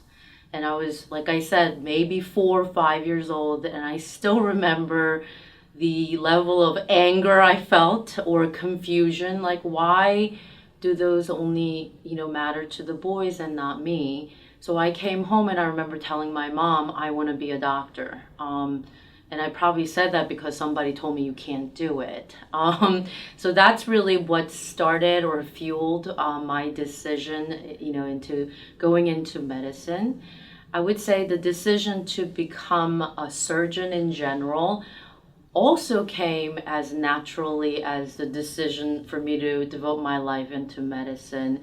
I, in fact, came into medical school already having been married, and I remember talking to my in-laws, telling them that I would never go into a surgical field, that it would take too long, and I really wanted a family. Then I shadowed a surgeon, and I had an opportunity very early on to go into the operating room with him, and it was game over. I mean, it was like a dance with the routine in the OR, being precise and just having control of the situation, and that was it. I had to come home, tell my husband that I was going to be a surgeon. Then the decision to subspecialize in the field of breast surgical oncology came really with this one particular patient. I was a general surgery resident, and I was on call at nighttime, and somebody came in that had a very advanced breast cancer, and this was so severely infected, and she was really sick. But I was able to talk to her, and I found out that she knew that this was an issue for a very long time, but ignored it, not because she didn't want to really take care of it, but she told me that she had been estranged from her daughter for so many years, and she did not want the first call to her daughter to be about a breast cancer diagnosis. So she covered it up and hid it for years until it was too late. And so that night is really the time when I sat down and said, you know what, I'm going to become a breast surgeon so that no patients feel this level of discomfort or hopelessness, and really helped everybody so that they wouldn't get to this level. And that's how I decided to become a breast surgeon. The most important aspect of my job every day is that my patients come first. And that's really why I chose to work at MD Anderson Cancer Center at Cooper. I really work with breast cancer patients every day and their family members, and it is really one of the worst points in their lives for the patients and their families.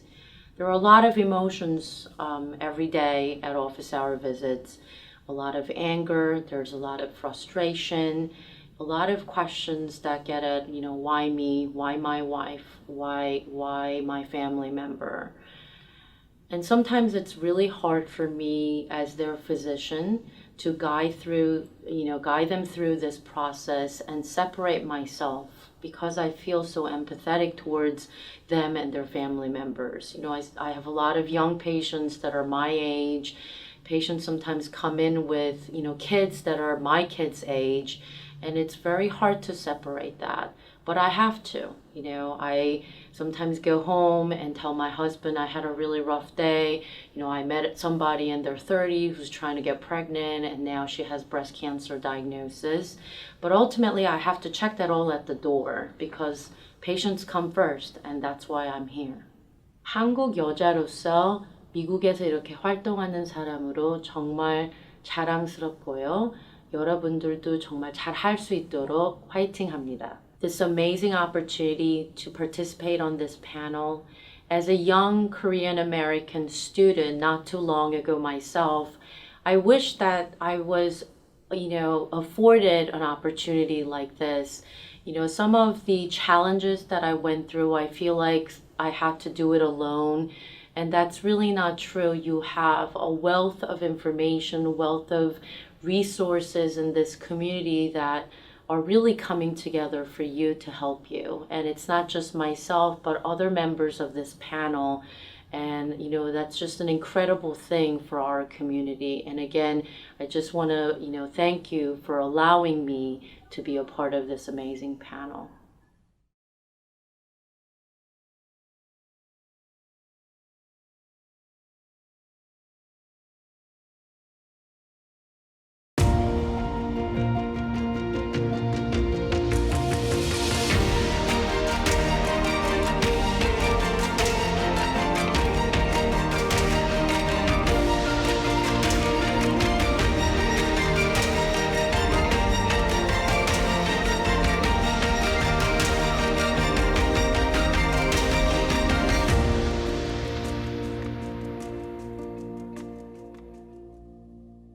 Hi, my name is Jimmy Chong, and I am an attorney at the Chong Law Firm. I'm the managing partner, and we have offices in Lansdale, Pennsylvania, Philadelphia, Pennsylvania, and Wilmington, Delaware.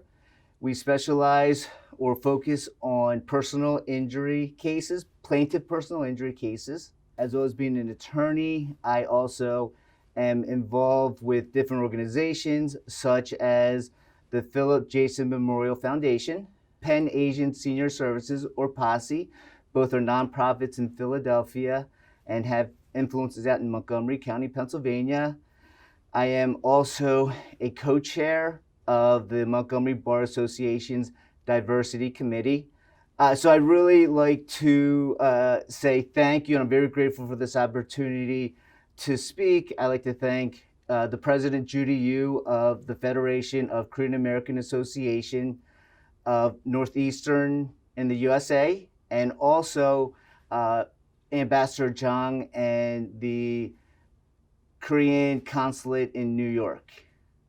I actually did not know I wanted to be a lawyer until much later in my life. I went to college and I was a double major in business and economics. I thought I eventually wanted to do something in the world of business. So after college, I worked for a bank for about a year, and I knew that wasn't something I wanted to do. I wanted to do something that I made a more of an impact on individuals' lives. So in actuality, what I did is I became a teacher. I taught English for a year. That gave me an ability actually to go to Korea and Japan. Being a teacher was something that really, you made an impact in these children's lives. It was amazing to see how, and I taught kids from ages 3 or 4 years all the way up until young adults. And it was amazing to see the progress, how they learned the English language and the joy they brought that I was actually able to bring to them just teaching them English. So when I came back to America, I knew I wanted to do something more than just work for a big corporation. I wanted to do something that made an impact and a positive impact in people's lives. So that's when I started deciding where I wanted to go from there. And with a little nudge from my father, he directed me to go to law school to take the LSAT. And that was the best decision I've ever made. It gives me the ability to continue to make positive changes in people's lives. So I believe I lived a very typical Korean American childhood coming to America. So most of the Korean Americans that came during the 70s, late 70s and early 80s were uneducated, did not have any wealth, and they came to this country for the American dream. They came with nothing, and through the hard work, they were able to build something, to have that house, to have the white picket fence, the dogs, to have the family. So it's amazing what the Korean Americans, the Koreans who immigrated here at that time period really came with nothing. They were able to outwork everyone else to create something for themselves, to create families. So my mom and my dad, they didn't go to college, they didn't have education, but they were able to come to a foreign country where they couldn't speak the language and to become successful all through hard work. That's my inspiration. That is why I do what I do. So as I grew up, the hurdles that my parents and all our parents' generation at that time were so much more than I could have ever imagined. What they did is just unfathomable in my mind. I don't think I could have done it.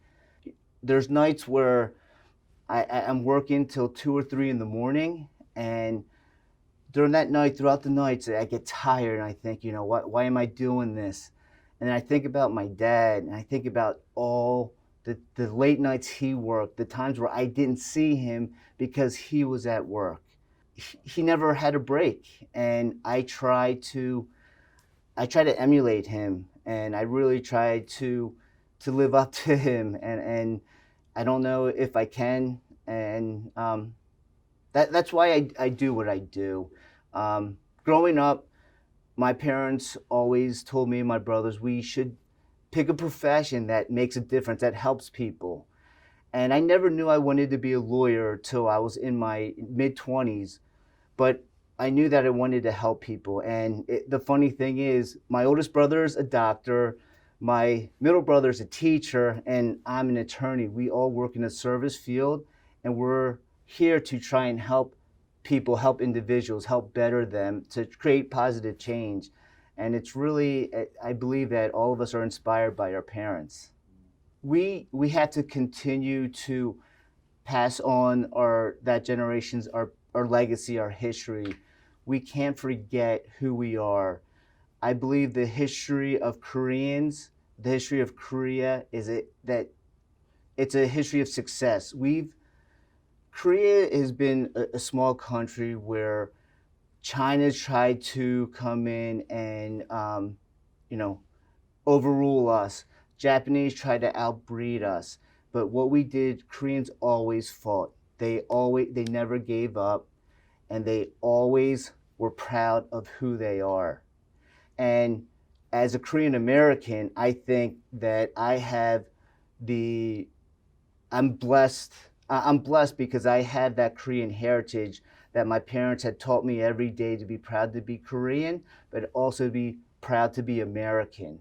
So I believe that the two best countries in this world, and I am a little biased, but the two best countries in this world is Korea and America. So we have to continue to teach our children that. We have that responsibility to teach our children about the history of Korea, about the history of the immigrants into this country, because if we forget that, we're going to forget our roots and we're going to lose ourselves. So we have the responsibility to continue the legacy and to continue the education onto our children. We owe it to them to continue to do that.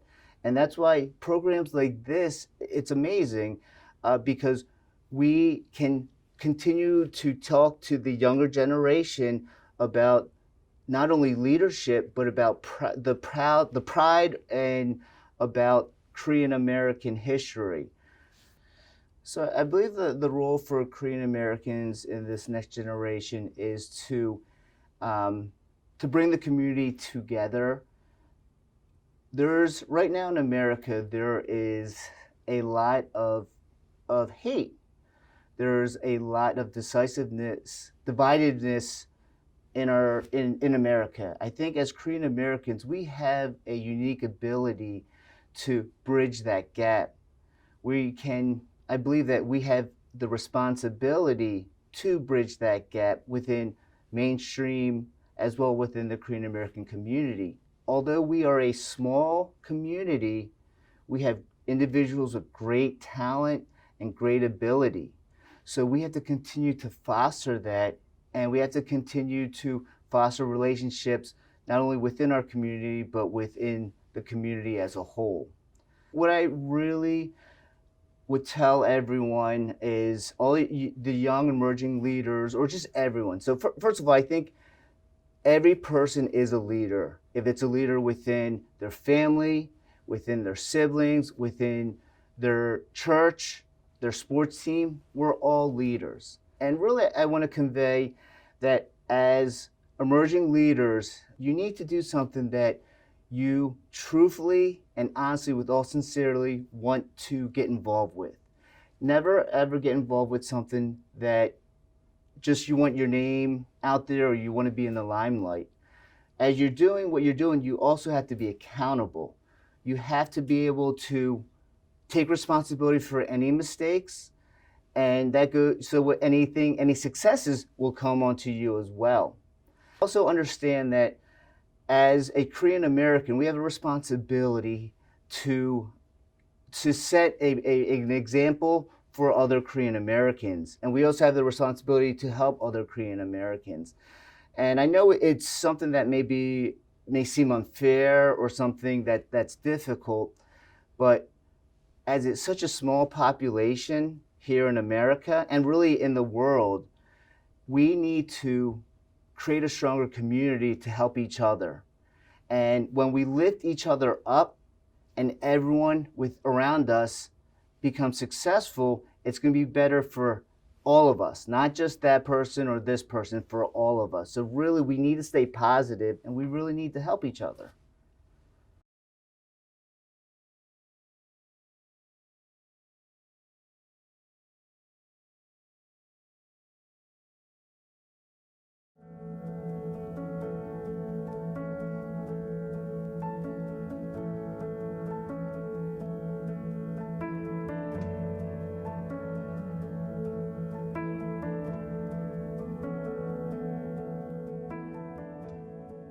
Hello, my name is George Che, the president of Philip Jason Memorial Foundation, also known as Jason Center.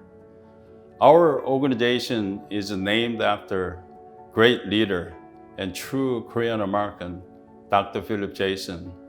Our first generation calls him Seojae Pil. I also want to thank this opportunity to Ambassador Won-Sam Chang, Consul General of New York, and also Judy Yu, President of the Federation of Korean American Association for Northeastern, to be able to participate in this gathering. We're standing at the exact house Dr. Philip Jason lived from 1925 to 1951, and his daughter lived here until early 1980. Because of the grant from Korean government, we were able to make a major upgrade so that this house is more appealing to younger generation and also general public in this region. For me, as a 1.5 generation, the story of Dr. Philip Jason is unique in that it's not just about the story in Korea, but it's also about the story in the United States of America. He was a true pioneer. He made obviously enormous contribution to Korea. He was involved with the Gapsing coup reform movement when he was just 20 years old. Then later, when he came back, he published the first Korean language newspaper, 독립신문, The Independent. And also he built the Independence Gate. But to me, his contribution in the United States is just as significant. He was the first Korean to receive US citizenship in 1890. In 1892, he was the first Korean to receive US educated medical degree. Then later, after the March 1st independence movement in Korea, Dr. Philip Jason organized the first Korean Congress in Philadelphia, along with Dr. Seungman Rhee and Henry Chung, who gathered about 150 Koreans all over the world to be united in Philadelphia and declare a 6th resolution for the cause of Korea independence. After the conference, they marched from Little Theater to Independence Hall for whole world to see the cause and desire of the Korean people. Now we're standing in the section of the house where we had an opportunity to celebrate the 100th anniversary of the first Korean Congress, where all generation of 3,000 Korean American got together and celebrated our Korean American history. As a part of this celebration, we also had an opportunity to educate our young generation about the advocacy effort that Dr. Jason did 100 years ago. Not only the first Korean Congress, but he also published the Korea Review to educate American publics. Then he had a partnership with Reverend Floyd Tompkins, the rector of Church of the Holy Trinity in Rittenhouse Square, Philadelphia, where they together formed 23 chapters of the League of Friends of Korea with 25,000 members. Think about that, 25,000 members in 100 years ago. That's a significant example of advocacy effort that we should follow and learn from. That's why, to me, the story of Dr. Philip Jason's work is unique and relevant for me and our future generation Korean Americans. The Philip Jason Memorial Foundation was founded in 1975 by 8 doctors in Philadelphia to serve the low-income Korean American immigrants who did not have access to good healthcare services. Jason Center today operates 2 offices, one in Philadelphia and one in Montgomery County, to serve the Asian Americans and also African American immediate neighbor to the Philadelphia office. Jason Center is a mainly healthcare organizations. We have 2 medical centers, home healthcare skill services, and home care and mental health counseling services. In addition, we have health insurance and social service. There are mainly navigation services for non-English speaking Korean Americans. Today, we serve about 11,000 to 12,000 visits per year. In addition to these business operations, we also provide for the Asian American community for advocacy and leadership development. We have platform for professional networking and college student scholarship and internship programs.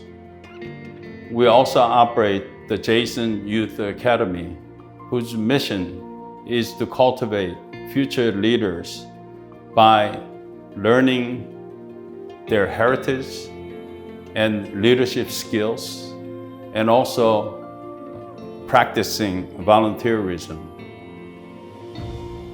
By having a program like this where we network with the current leaders and learn about what they're doing, and I think it gives them an opportunity for young leaders to learn about where they need to go, and also how they can network with each other so that Korean American community can be united, then have a strong voice, and as a part of an advocacy effort that we talked about. From the program like this, I would like a young Korean American to learn about the great leaders that we had in people like Dr. Jason and also people you have seen today. You can be a difference, not only as an individual, but as a Korean American being united, that we can make a change for the countries that we live in. As Dr. Jason have done 100 years ago. He had so much impacts, and we can make the same impact. So thank you, and good luck.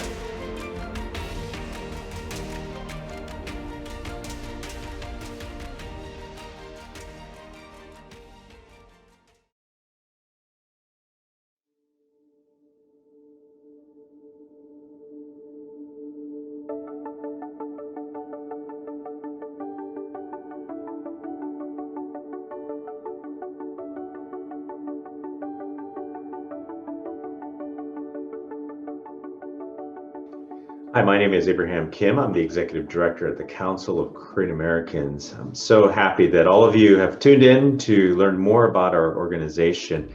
We're a 10-year organization that focuses on leadership development in the Korean American community. We are not only national in scale, but we are multi-sector, and our representatives and members consist of people from media to corporate to finance to the arts and academia and research and other areas of interest where we need more Asian Americans and Korean Americans to be represented, but also to be actively involved. And we are multi-generational. We work with leaders at the highest levels of government and business and other areas, civil society, but also down to our emerging leaders, our college students, our recent grads who are just getting started off in their career but have an ambition to be influencers and to provide leadership in these various demographics throughout our country. So as an organization, our focus is on, one, is to amplify the voice of the Korean American community, to have a presence, not only here in Washington, D.C., with our highest levels of government, but also to have a presence in the private sector, and working with our top leaders to ensure that our Korean American leaders are not only interests are protected, but also our leaders have representation and have access and have the opportunity to serve at the highest levels of the private sector. Our focus is not just for our own, just to make Korean Americans be better, but to prepare them to become leaders so that they can ultimately give back. And so we are a service organization that to help give back, to help train the next generation, but also to help to help mainstream America realize the important contributions and the future contributions that the Korean American community can provide as being a part of the broader country. So one of the things people also ask me about CKA is how do you do what you do? How do you do leadership training? How do you amplify the voice? And I think the easiest way to explain is CKA. So we promote connection, knowledge, and action. It's what we do. So by connection, we focus a lot of our attention on networking people, connecting people, and learning from each other. So not only among leaders within the Korean American community to mentor and to help each other invest in each other, but also getting these Korean Americans to connect with leaders outside of our community and build bridges with other racial communities, other ethnic communities, other functional communities, and to learn so that we all can grow together and we all can contribute to the broader United States and the globe as well. Second is knowledge, and that's really about leadership training. And we do training at all levels of profession, starting from the emerging leaders. We work with a lot of college students. We have a program called the Public Service Internship Program during the summertime, where we provide grants to help students who are considering public service and help them get into internship programs here in Washington, D.C., and also in New York City. We just because of the COVID-19 situation this year, we weren't able to do this program, but we did we launched a new program called Ignite Next Gen, which is a e-fellowship program where For 6 weeks, we work with young people, about 30 to 40 of them, and to help them learn and understand how to navigate not only the current COVID-19 situation, but also how to succeed in this new environment, how the whole career and job and learning landscape has changed tremendously as a result of the last 8 months, and how to communicate better, how to connect with people, especially as we're in social distancing situations. And then also at higher levels of profession, we do mid-career professional training, as well as also peer-to-peer mentor and training at the executive level, not only among private sector leaders, but also public sector and also civil society leaders as well. And one of the big issues that we are dealing with at the highest levels is how to get more Korean Americans into public boards of Fortune 500 companies, because it's not only important to get our Korean American leaders at the table in government, but also at the highest levels of industry.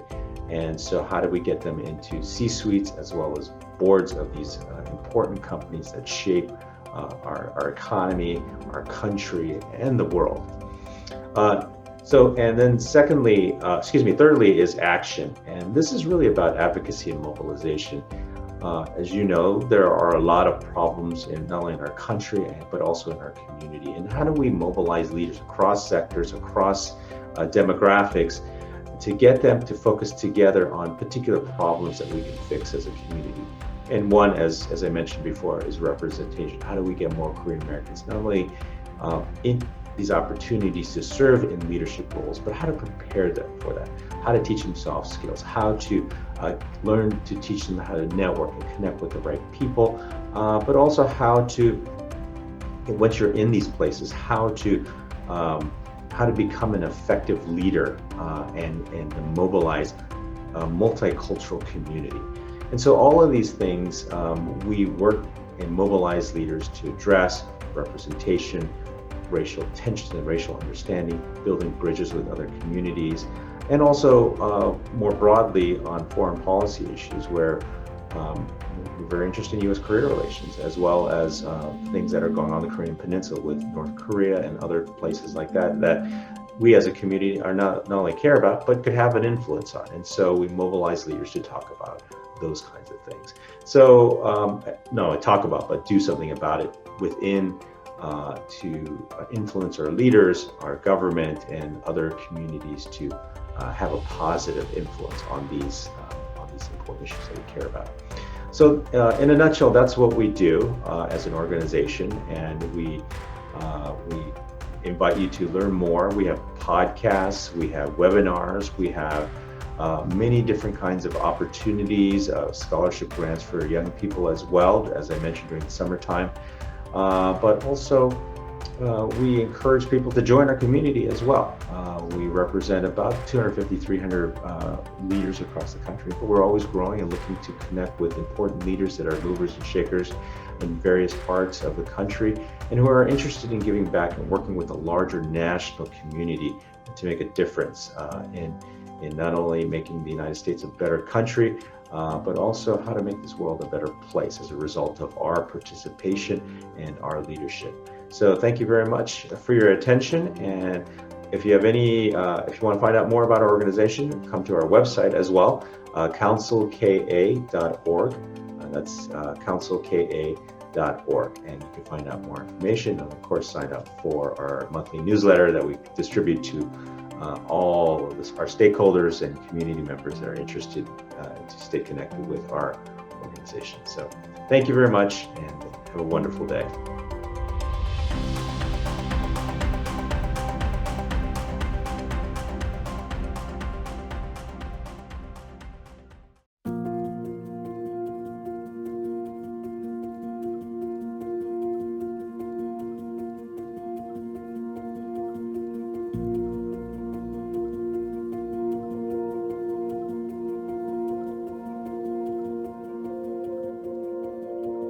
The Federation of Korean American Associations of Northeastern in USA was established in year 2007 to support local Korean American associations in New York, New Jersey, Pennsylvania, Connecticut, Massachusetts, Delaware, and rest of Northeastern region, providing important resources, networking opportunities, promotions, recognitions, and fostering collaboration amongst our members of Korean American associations are our main objective.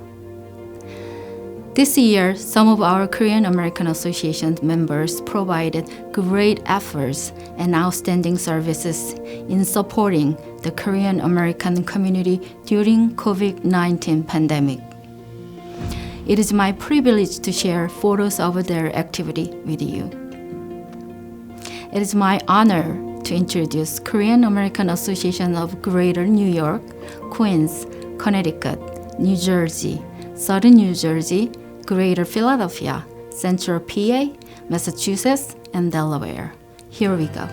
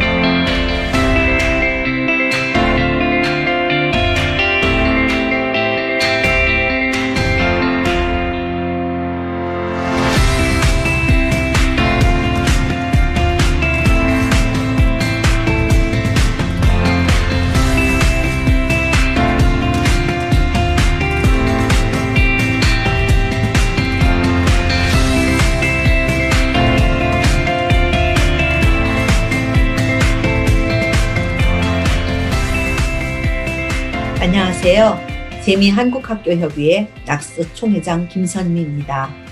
재미한국학교협의회는 차세대 정체성 교육을 지향하는 교사와 학교가 모두 자발적으로 헌신 봉사하는 교육단체입니다. 미국에서 자라나는 아이들에게 한국을 잊지 않고 연결고리를 유지해 나가기 위해 자생적으로 만들어지기 시작한 한국 학교들이 체계적인 맞춤 교육을 위해 간절한 마음으로 협의회를 결성하였습니다. 1981년도에 창립된 이래 현재 미국 연방정부의 비영리 단체로 등록되어 있으며 미국 전역에서 800여 개의 회원학교들이 2세들의 미래 교육을 위해 힘쓰고 있습니다. 한국어, 한국 문화 및 역사 교육의 개발과 육성, 한국에 대한 올바른 인식과 이해를 통한 금지 함양, 교육 정책에 대한 건의와 협조 추구 등 우리 차세대들에게 올바른 정체성과 긍지를 심어주는 종합 한인 교육기관이라고 할 수 있습니다. 본 협의회는 학습자에게 미국 사회의 적응 능력을 배양하고 한국과 미국 정부의 교육 정책에 대한 건의와 협조를 하며 자랑스러운 한국계 미국 시민으로서 자부심을 갖고 훌륭한 시민으로 성장할 수 있도록 하게 하는 인격 교육에 중점을 두고 있습니다. 본 협의회는 미국의 전 지역을 지역별로 나누어 전국 협의회 산하 14개의 지역 협의회를 두고 있으며 각 지역 협의회는 소속 한국학교의 발전과 교사들의 교육 전문성 향상, 그리고 2세들을 위한 효과적인 한국어 및 역사문화 교육을 위해 다양한 자체 행사를 진행하고 있으며 전국 협의회와 교육 행사 및 교사 연수, 그리고 교육 정보에 관하여 상호 협조를 하고 있습니다. 또한 교사의 역량과 저변 확대, 표준화된 교육과 운영 지침 제공, 한국어 교육의 현지화를 위해 이루려고 여러 가지 노력을 하고 있으며 그 중에서 특히 학술대회를 연례 행사로 열고 있으며 협의회 회보와 한인교육 연구지를 발간하고 있고 지역협의회 활성화 및 차세대 교사 육성, 집중연수, 운영자 워크숍, 순회연수 및 차세대 교사 연수회, 그리고 SAT 한국어 모의고사를 통해 한국어 교육의 질적 향상을 위해 노력하고 있으며 또한 전문화된 교육위원회를 통해 학술대회 및 교육 프로그램의 표준과 방향을 제시하고 수준별 역사문의 교재를 개발하며 낙수 표준평가를 개발하고 차세대 교육위원회를 통해 차세대 교사 영입을 위해 노력하고 있습니다. 또한 한국어 교육의 현지화와 세계화를 위해 한국어 수업활동 포스터 경시대회, 그리고 회원학교와 소속 학생 및 교사의 데이터베이스를 마련하고 온라인 모범 수업 자료를 개발하며 코리안 스펠링 비를 통해서 한국어 교육의 세계화를 추구하고 있으며 또한 교사의 전문성 향상을 위해 낙스 액트풀 한국어 교사 인증 프로그램을 실시하고 있습니다. 재미한국학교협의회 낙스는 내년이면 40주년을 맞이하는 단체로 자라나는 한국계 미국인 학생들의 정체성과 자긍심을 가지도록 교육하는 데 최선을 다하고 있습니다. 감사합니다.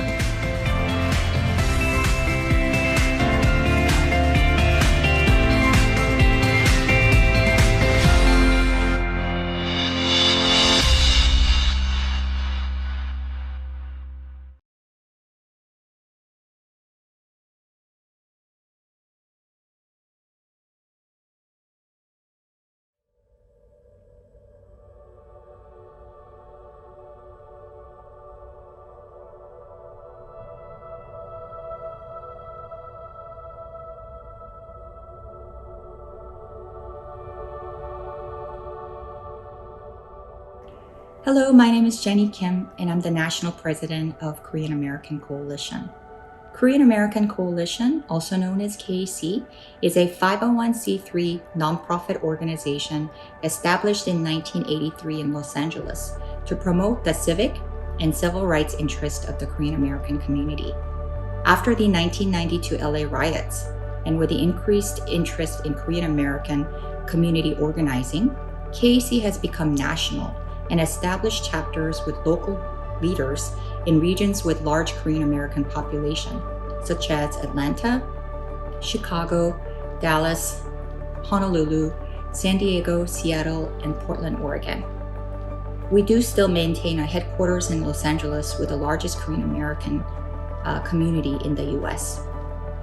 KAC works to promote the civic and civil rights interests of Korean Americans through education, community organizing, leadership development, and coalition building with regional and national organizations. Over the 37 years, KAC has assisted over 40,000 Koreans to become U.S. citizens and registered over 100,000 voters. The LA office with full-time staff provides culturally appropriate dispute resolutions at its Saigu Center, which successfully closed over 1,000 cases in the past decade. The annual signature event for KAC is the National College Leadership Conference, called NCLC. It is the longest-running annual leadership conference for Korean American college students in the United States, and the goal of NCLC is to educate and inspire future generations of Korean Americans and develop leaders among them. Many of the current elected Korean Americans are past leaders, organizers of KAC, and some are even graduates of the NCLC. It is critical for us to stay informed of issues that are affecting our families and community and to advocate for programs and policies that will benefit all of us. I hope you will learn about community organizations like KAC in your area and consider giving some of your time, talents, and even money to make a positive impact. Thank you.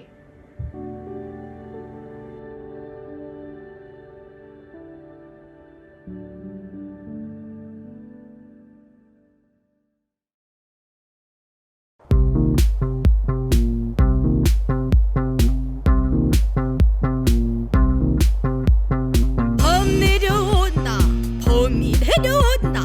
장님 깊은 골로 대한 짐승이 내려온다. 몸은 얼숭덜숭 꼬리는 잔뜩 핫팔이 넘고 해머리 흔들며 전동 같은 앞다리 봉화 같은 뒷발로 양기 찌어지고 새낙 같은 발톱으로 잔디뿌리 왕모래를 촤르르르르 그치며 주홍잎떡 벌리고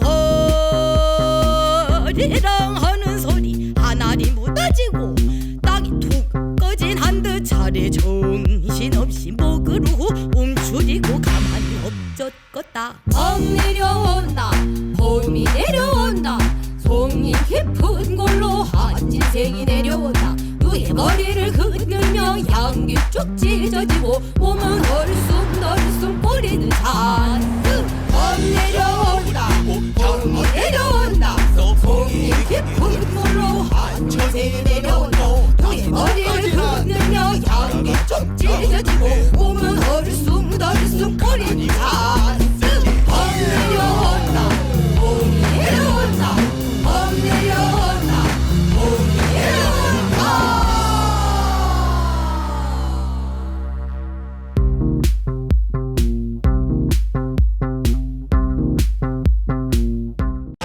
자, 자세 잡고 레디 고!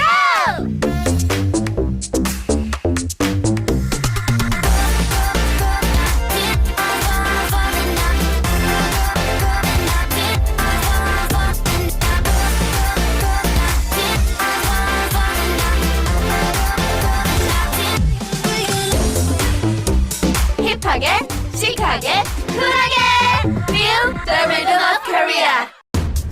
맛있으면 댄스.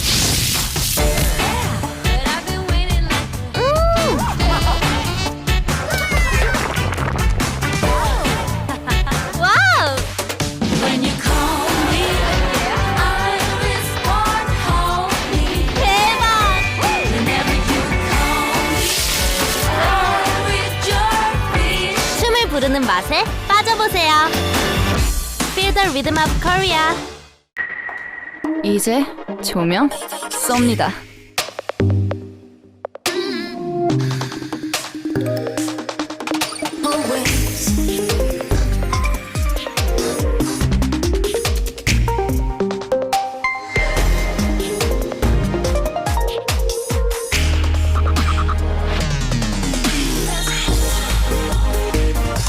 지금 가장 화려하게 Feel the Rhythm of Korea.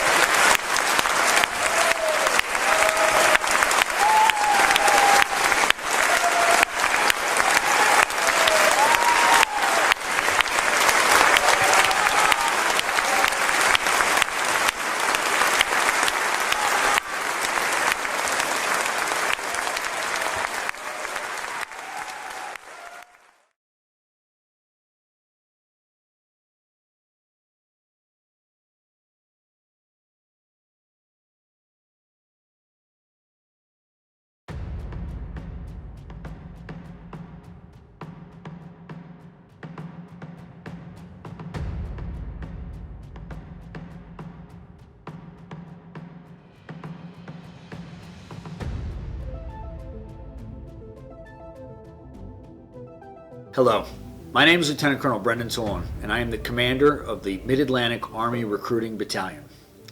Our organization of Army Career Counselors is responsible for providing career opportunities for both the United States Army Active Duty and the United States Army Reserves in the city of Philadelphia and the state of New Jersey.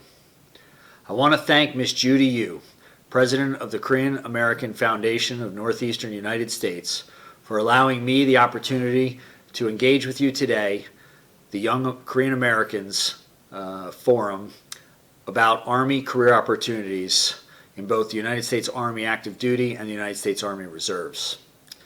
I'd like to start by telling you my story about how I ended up joining the United States Army.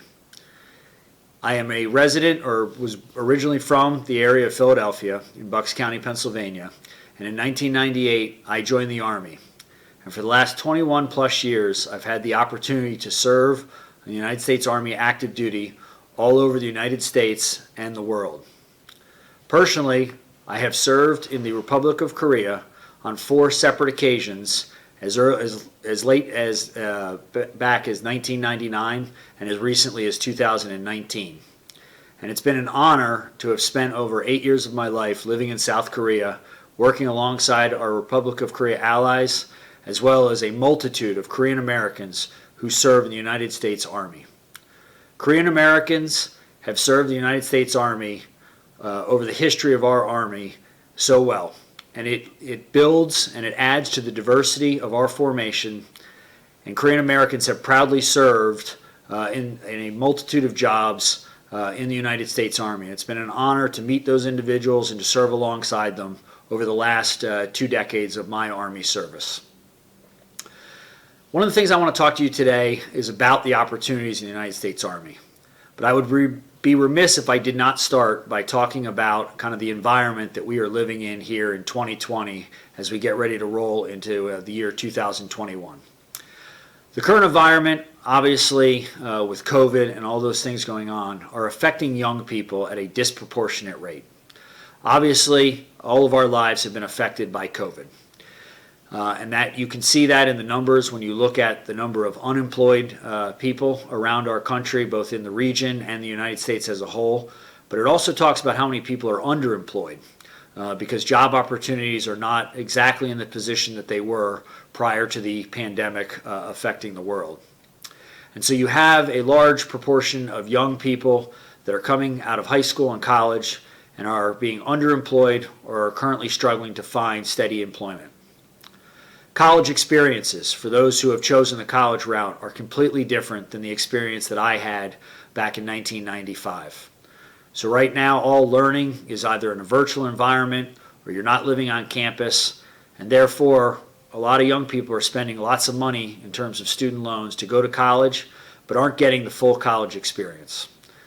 And then you have the issue of student loans and how much money it costs to go to college now, and how long it takes people to pay back those student loans. And so again, the current environment we're living in is disproportionately affecting young people. I am here to tell you, though, that the United States Army is hiring and offering the same opportunities that we always have. The Army has worked very hard to figure out how to continue training safely and doing our job for the nation, and that has allowed us to continue to offer these opportunities for talented young men and women so that they can continue to build careers as they try to figure out exactly what they want to do in life. Right now, the Army offers a system of 2 to 6 year enlistment options for both the active duty and the Army Reserve, which I'll talk about in a second. And with those 2 to 6 year enlistment options, there are tangible and intangible benefits that I'll highlight here in a minute. The United States Army Active Duty is the full-time Army. And so if you were to choose that as an option, you would join the Army, you would go off to training, you would go to a follow-on unit, and then depending on how long you enlisted for, you would serve full-time as a United States Army soldier. The United States Army Reserves is slightly different in that this would give you the opportunity to attend training, and then you would return home to your local communities where you'll most likely go to weekend training about once a month and a couple weeks of training in the summer. and then would serve part-time as a member of the United States Army Reserves. And so right now, the Army is offering both active duty full-time and Army Reserve part-time opportunities, like I said, in those 2 to 6 year enlistment options. The tangible and intangible benefits of joining the Army are just very vast, and one of the reasons, or many reasons, why people continue to knock on our door as recruiters and career counselors asking for those opportunities. I'd like to highlight a few of those here for you today. The biggest one, obviously, in today's environment is the steady income that one would receive, particularly being in an active duty Army soldier. So you join the Army and you know that you're going to continue with a steady income to provide for both you and your family, even during these trying times. The Army also offers housing or housing money for both individual single soldiers as well as families. And so you can be assured that if you join the Army active duty, that the Army would offer housing money or housing to you and your family. The Army, both active duty and reserves, has full medical and dental coverage for both you and your dependents. And so no matter what occurs in your family's life, you can be sure that the Army is going to take care of your medical and your dental needs. Another huge benefit that people are usually interested in is our tuition assistance for college. So while serving as an active duty Army soldier, you can continue to take college courses and the Army will assist in paying for those credits. And a lot of ways people, what they'll do is they'll come into the Army, they'll take care of a lot of their 101, 201 type classes, and then when they get out, we'll have money for college to continue towards their 4-year degree or their master's degree. For those who qualify and have already completed college, there is a program for college loan repayment. And so as you have racked up some student loans, the Army is willing to pay for those student loans if you qualify. Another benefit being offered is the post 9/11 GI Bill, which I myself have taken advantage of. And so you join the Army, you serve on active duty, and you receive the post 9/11 GI Bill benefits, which allows you to pay for college, master's degree if you want to pursue that. But in some cases, and what I have chosen to do, is I've passed those benefits off to my family members, which has allowed them to pursue higher education for free. Another benefit I want to talk about is the Army's credentialing and certification program. So depending on the job you choose in the Army will credential and certify you at the same level that we do for our civilian counterparts. And so one good example would be a mechanic. If you joined the Army as a mechanic and went through the Army's training, you would be certified the same way mechanics are certified throughout the United States. And then if you chose to leave the service, you would already have all of those qualifications, credentialing, and certification to transfer to a civilian job. Obviously, the Army has travel opportunities. Like I have told you, I have served in South Korea on 4 separate occasions. I've been in Germany, Kuwait, Iraq, Afghanistan, all over the world, which has given me an opportunity to see the world and to really reflect on those experiences. And then there are countless other just intangible benefits, soft skills as they're usually referred to, that the Army provides by just being a soldier. The Army offers 150 different career fields or jobs if you choose to enlist. And I just want to highlight some of them because a lot of people, I think, who consider Army service or at least think about the Army kind of picture only a few jobs, usually combat related because that's what we see on TV and in movies. But the Army has 150 different military occupational specialties that you could choose from. We have 50 specialties alone for medical service. That is nurses, biomedical engineers, x-ray technicians, dental hygienists. All of those fall under the medical career fields in the Army. We have strategic communication positions that deal with satellite communications, internet, and data link-based communication platforms that allow us to talk all over the world. We have engineering specialties, which are construction, both vertical and horizontal construction jobs, and then as well as our cyber defense career fields. And those are just a few among many of the 150 jobs you could choose in the Army when you come in to see a career counselor. Before I tell you how you can get in contact with us if interested, I do want to highlight one more benefit of the Army service. For those young Korean Americans who are trying to build a life a resume, and a career, I would be remiss if I didn't highlight the benefits of just leadership training that comes with being an Army soldier. Even though you enlist and may start out as a private, the Army places immense leadership responsibility on all soldiers. You will end up leading small teams of both peers, subordinates, and you will get vital leadership training that translates into any career that you choose. So whether you choose to serve in the Army for only 3 years or whether you choose, like me, to make it a career for 30 plus years, you will get immense leadership opportunities and experience, which any career and industry that you choose, those are in high demand. And so I challenge each of you to consider Army service, if nothing more than just to continue to build your skill set as you try to figure out what you want to do for your professional career. For those who may be interested in finding out more information, I encourage you to go to www.goarmy.com, where you can put in a small amount of personal information, and that will be routed to one of our career counselors who will be in contact with you. Another way is for you to reach out to any one of the 38 recruiting stations that we have throughout the state of New Jersey and the city of Philadelphia. A simple Google search for a local Army career counselor should provide you the information to your local Army recruiter. And we would love for you to come in, sit down with one of our career counselors, and just learn more about what it's like to serve in the United States Army. Again, I'd like to thank Ms. Judy Yu of the Korean American Foundation of the Northeastern United States for allowing us to talk with you today. And I encourage every one of you to consider Army service as you begin to build your career. I hope that I get to serve with you somewhere along the way. And for all of you, I wish nothing but the success in your future endeavors. Thank you, and go Army.